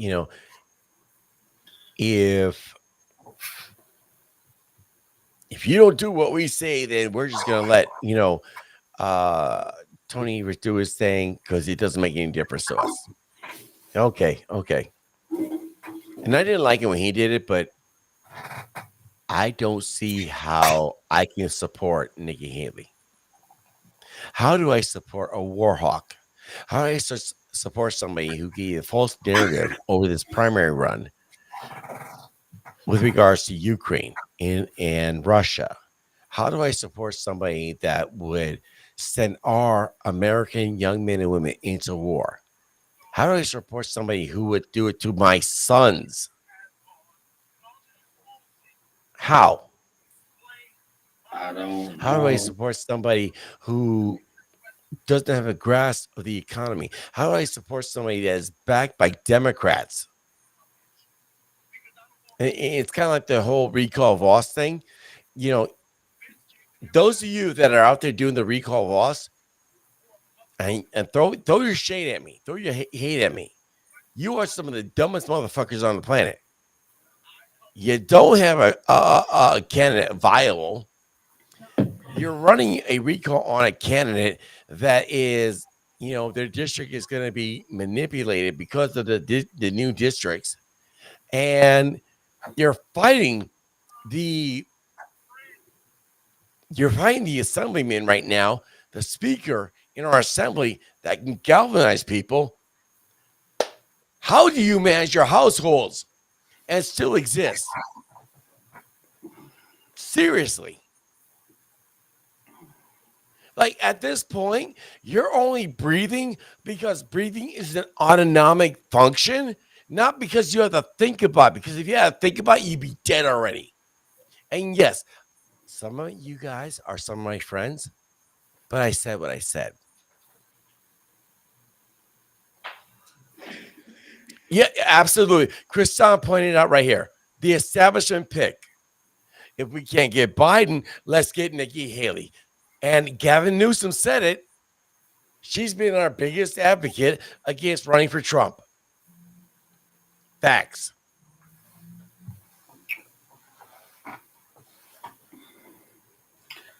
We gotta get Kristan on here too.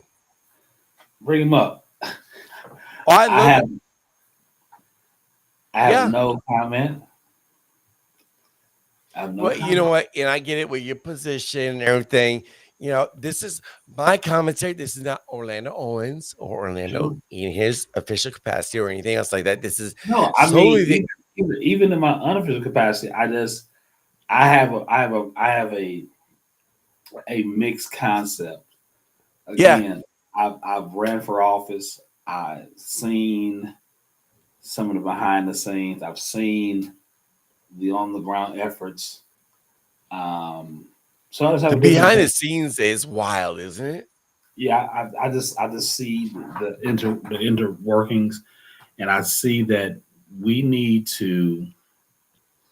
I think there's a formula for candidates to win representative seats, and that formula is that typically there's not the biggest turnout, and that should also equate to statewide wins.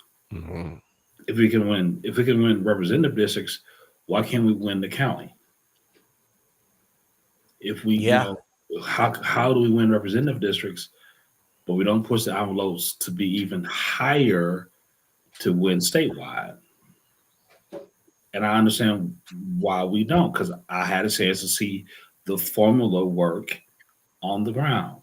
Mm-hmm. Again, the slogan to my campaign wasn't from the barn to the booth for no reason.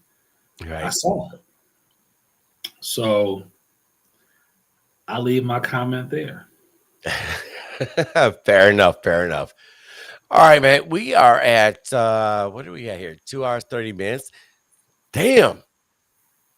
You know how this time we roll. Yeah, it was a big night. I mean, Super Tuesday. Hopefully we do it again next Tuesday. I think the next round is next Tuesday again. Another 11. What you dig up? Another 11 going to be on the ballot next week Tuesday.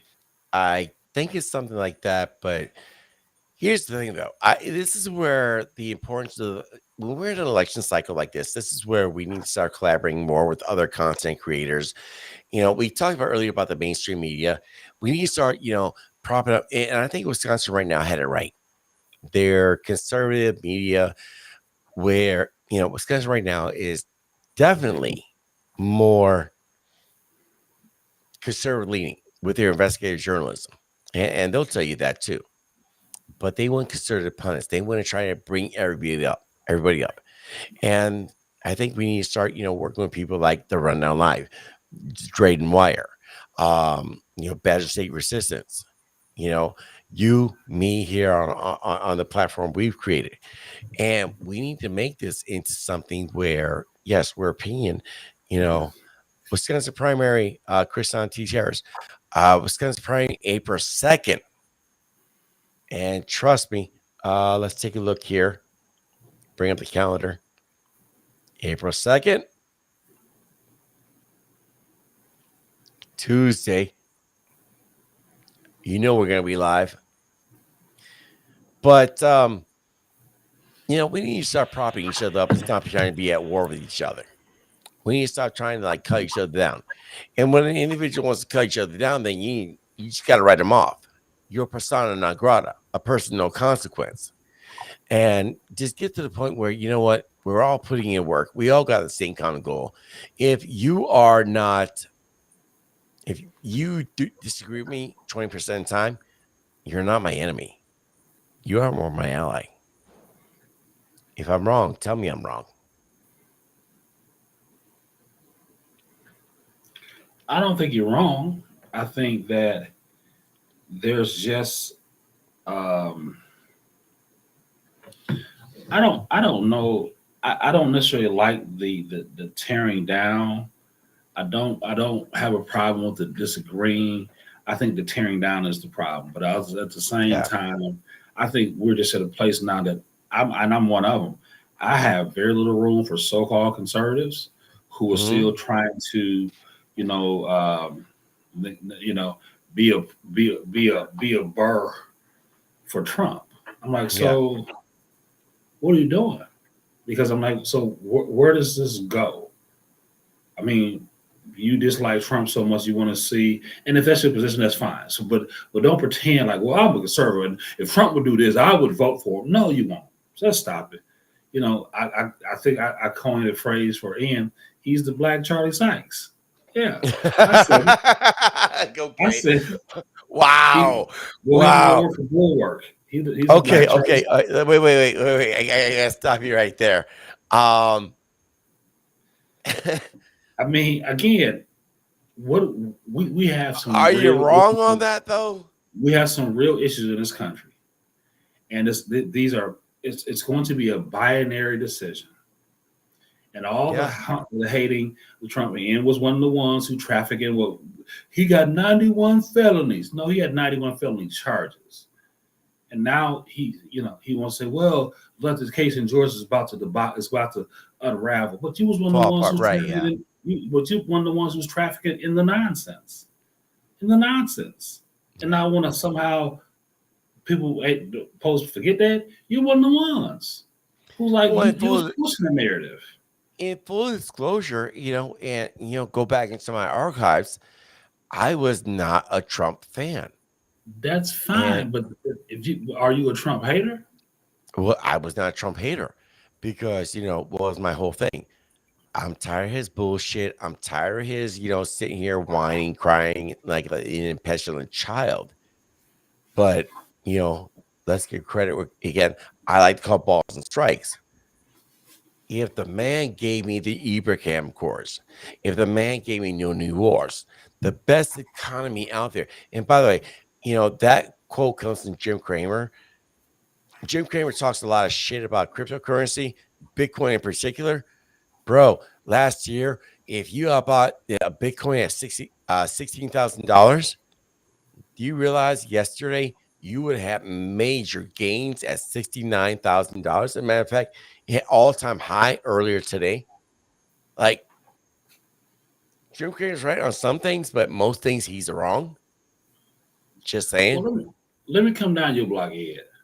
Let me come down your block. let me just throw this here. Christian said, yeah, every president is basically a war criminal. And I would love to have that conversation. Love it, love it, love it. Go ahead. So Delgado, my thing is this: what Republican president in the last 20 years has been more impactful than Donald Trump? None. 20 years, maybe George Bush maybe had a couple of things. None. None. So I'm just saying, None. bro, ain't nobody gonna be the perfect candidate. Ain't nobody gonna. I mean, you like Ron DeSantis. I like DeSantis too, but I'm not a big fan of him. I think sometimes he's trying to be too clever by half. Mm-hmm. I don't like a smart aleck. He sometimes come across as a smart aleck, but if he's the dude, I'm not gonna pump him up like DeSantis is the dude, but then say, well, DeSantis still he's a smart aleck. I'm gonna hide, not hide, but I'm gonna put away the criticism like he's the guy right now. So There's no need for Well, me to try to talk about his negative faults. well, here's the thing. When it comes to DeSantis, for example, right? Was he going to be the negotiator in the sense that, okay, I'll let you do what you're going to do. Just give me this win. Like you're asking, could it be that person who just let me advance our agenda a little bit? Whereas Donald Trump's like, dude's type dude comes up to another dude, grabs you by the balls, like, this is what is happening. I'm not asking you, I'm telling you. And I gotta give respect to that. That's what I want in a candidate. But I also want a candidate who's going to be, we saw tonight when at his speech. I want the guy who's going to paint me the picture of the future. What is the betterment of what America can be? That our best days are not behind us, but rather in front of us. As opposed, we got to go back to Obama, where Obama's like a managed decline. But how I'm do you not talk down with about? that. So how do you talk about the future when the past is being played out right now in the courtroom? We just had the Yeah. United States Supreme Court, so you can't totally discount the past is being played out right now in the future, right in the current right now. So as much as you want an inspirational message, and I'm not saying Trump shouldn't talk a little bit about the inspirational, but the past is right now. He's been litigated right now. We have people who are who still think, it even I think Haley had said it. I seen one of the clips online that Trump believes the election was stolen. You still got people like Hillary Clinton that believes Trump didn't win. You still got people Well, like Stacey Abrams who think that her election was stolen in Georgia. why So didn't anyone try to draw charges up on Abrams? You know, exactly, you know, and election interfering. first time I mentioned was his court case politically motivated. Absolutely, I all believe of so. his court cases were politically motivated. I mean, and again, How are you going to say that his property? Let's just take Florida. That his property in Mar-a-Lago is worth less than the surrounding properties that are much smaller. well, how do you even take the document case and say Joe Biden cooperated, Well, but Trump no, didn't? no. His Corvette was in there, so clearly his documents were secure. Again, in a government that had always been against them, I would be reluctant to move as fast as they want you to move because there may be some questions here. And then the next move after trying to, you go right to the FBI, Yep. not some other solicitor in general, not an actual private attorney. No, you go to the FBI. And it's It just was ridiculous. interesting. It was interesting because they were going after us, and which prompted him to switch lawyers many times, which of course is an affront to the fact of you are due representation, but moreover, let's see here. Kristan, you might Kristan, well come on. You might well man, come on up, Kristan. work tomorrow. Kristan, Lord, you hit me up earlier tonight.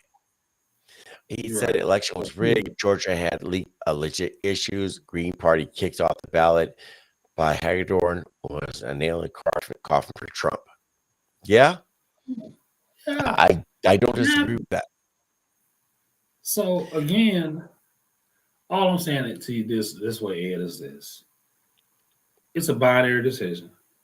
At this point, if you're not rocking with Trump, then you rocking with Joe Biden, or Yeah. you're not helping the movement because again, trying to Well, still try to parse away Trump's downfalls. That's why I got a problem with Ian. Ian claims to be such a conservative, but he's pretty much a never Trumper. I mean, you might as well be in a Charlie Sykes camp.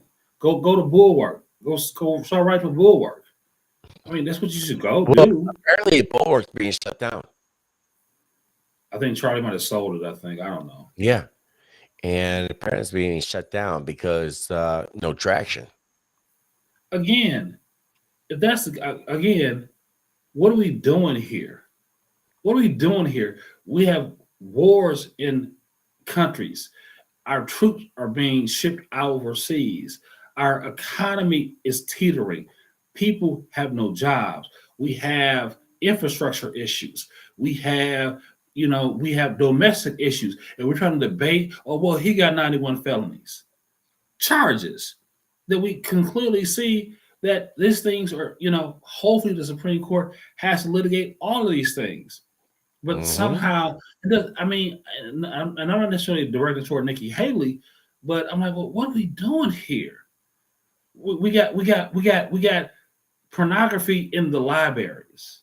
Yeah. We got parents being caught up in charges because the dad doesn't want to support transitioning a 9-year-old because him and the mom are divorced. I mean, we have to have a stance. We got people who can. We have reporters who are being walked they're being incarcerated for reporting on January 6th. Yes. What's the gentleman's name from the Blaze? I forget his name, but he's walked out. You have the other young lady from, I want to say she was on, maybe she wasn't CNN, but she is being brought up on contempt because she won't divulge her sources.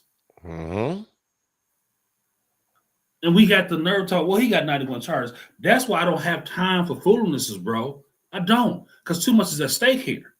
I ain't got time for, well, Trump got 91 felonies. And Trump, I'm like, man, stop it. Stop it. I'm not trying to hear that garbage. I'm not trying to hear that garbage. Trump is the best that we have in front of us. He talks, I don't like, even with you, Delgado. He's like, well, I don't like some of Delgado. That's all we got right now, bro. That's all we got. At least we know. At least when I said the things I don't like about him, I could delineate them. I could break it down. And I could separate what I didn't like about him versus what I did like. Again, I'm all about calling balls and strikes. And I can accept when I'm wrong about certain things.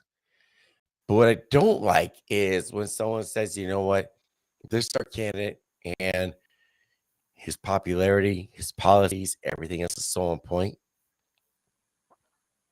Yeah, he might be a dick, but he's our dick. He might be a bully, but he's our bully. He might be the guy who's going to like fly off the handle, but at least I can rein him back in a little bit. At this point here, the only person who is tone deaf to the world at large is Nikki Haley and her supporters. Now, granted, most of them are Democrats, but the Republicans that are voting for Nikki Haley, the ones that advocate for her, the ones that say, and I saw somebody, and I said this earlier, somebody was saying was Trump is getting support by Democrats. Don't ever say anything again on social media or any other platform. Don't create a podcast again, because you know what? That is the dumbest fucking thing that I have heard this election cycle so far. No Democrat is going to vote for Donald Trump. And that is facts. No, I mean, if a Democrat is disappointed with Joe Biden, they'll write somebody in before they vote for Trump. Well, I will throw this here. I think there are so Democrats that are so disappointed with Biden, they will vote for Trump as a protest vote, or they flipped enough. And that might be your dead center independent. And I think that's something that should be explored a little bit more. But we are 2 hours, 45 minutes, and 57 seconds. Great show. Mario would be proud. I hope it didn't get too personal, but I think I am on a war path to dispel individuals. I shouldn't say war path, but I just don't have time for foolishness, man. Either we're gonna rock with Trump and with his flaws and with his positives, or we're gonna get Joe Biden. That's where I am. It's just that is, and I just don't have room for foolishness. I just don't. And I'm not going to back down foolishness. I get what you're saying. Let's rise above it. But I think sometimes you have to confront it. You're going to have to deal with it, because these individuals have to be called out for what they're doing. And we cannot forget about that. It needs to be addressed. Because these are the same individuals who want you to subscribe and support their movement and, watch them on. No, you need to be identified and remember, like, this is one of them cats. This is one of them cats who did what they did. let's not forget this, because I'm not saying hold a grudge, but just know who you're dealing with and how they operate. That's all I'm Yep. saying. You know what? And That's I all. feel that. I feel that. That being said, there right here tonight on Facebook. We've been on X. We've been, the R is formerly known as Twitter. We've been on YouTube. We've been on D Live. And with your support and everything, we might expand even further from that. But at this point, make sure you check out the website. That is the eddelgadoshow.com. Let me throw that up here. We gotta get They the got us ticker. again. Can you give us your week again? What's your lineup for the rest of this week again? So tomorrow night, I'm going to be interviewing U.S. Senate Republican candidate Stacey Klein. I had a chance to meet her, not this past weekend, but the weekend before. Phenomenal young lady. She's running for the U.S. Senate candidacy in the Republican primary against a number of really good candidates. And you're trying to take down Tammy Baldwin's seat. But then Thursday night, I will be interviewing David King, who's running for mayor against Cavalier Johnson, the incumbent there of year and a half, 2 years. So I'll be interviewing him, and again Friday night, Pump Daddy gives a new ink, and then Sunday, let's do a weekend roundup. Man, I'm Because with it. I'll go to the gym after church Sunday, and I'm with it. We can do, because that will be setting up for the next round of Super Tuesday. Did you ever look that up? Is next week Tuesday another Super Tuesday? I'm sure there'll be another primary, so we'll definitely want to recapitulate that. Speaking of Super Tuesday, let's see here, has not reported, but with less than 1% of the vote, with 170 votes, to Nikki Haley's 84 votes. So Utah's still going on. So it's 11 o'clock our time. So okay, we still got states reporting tonight, all the way up to 12 o'clock tonight, maybe. Utah is 2 hours behind us, so they should be closing pretty soon. So I believe next week Tuesday is another Super Tuesday. I could be wrong, but I think next week Tuesday night is another Super Tuesday. It's gonna be wild. Well, we in for it. I think we're at a pivotal time in history, and we're at the pulse of it. Let's make it happen. Ed, I appreciate you again. I thank you so much for giving me latitude to vent a little bit. But I'm going to be a conservative, strong voice, and I'm not backing down. Just not. Not. So, man, well, again, you gotta do, brother. Go ahead. I'm sorry. I was gonna say you do what you gotta do. I would never tell another man what they should do. I would just simply advise. Man, you and I will say this: your advice is always appreciated and always welcome, because I love you, and that ain't gonna never change. Sir. Even when we don't agree, I'm always love you. That ain't gonna change. Nothing but love, brother. Yep. All right, man. So we got Orlando Owens here. He, conservative advocate, ran for treasurer's office here in 2022. So, like I said, tomorrow night I'll be interviewing Stacey Klein. We'll have that great conversation, just like we did with yesterday with Hilario De Leon. And he was the chairman for the Milwaukee County Republican Party. And then Thursday, David King running for the governorship, the Milwaukee mayor race. We'll have that conversation. And then next week, we'll be putting some new content together, putting things together. Sunday, we'll have some weekend roundup. And man, Super Tuesday is going to be, it has been lit. It's been wonderful. So, guys, make sure you check out the website. You see it right down there, posted below, thedelgadoshow.com. I want to thank you guys for joining in here for tonight. Twitter's been lit. You guys been checking it out here. 32 listeners. And I know for some people, that's not a lot. But for me, yeah, it kind of is. So I'll see you guys later on Sunday night. Actually Thursday. And then we'll go from there. So until then, good night. God bless you. God bless the state of Wisconsin. God bless the USA. And I am out.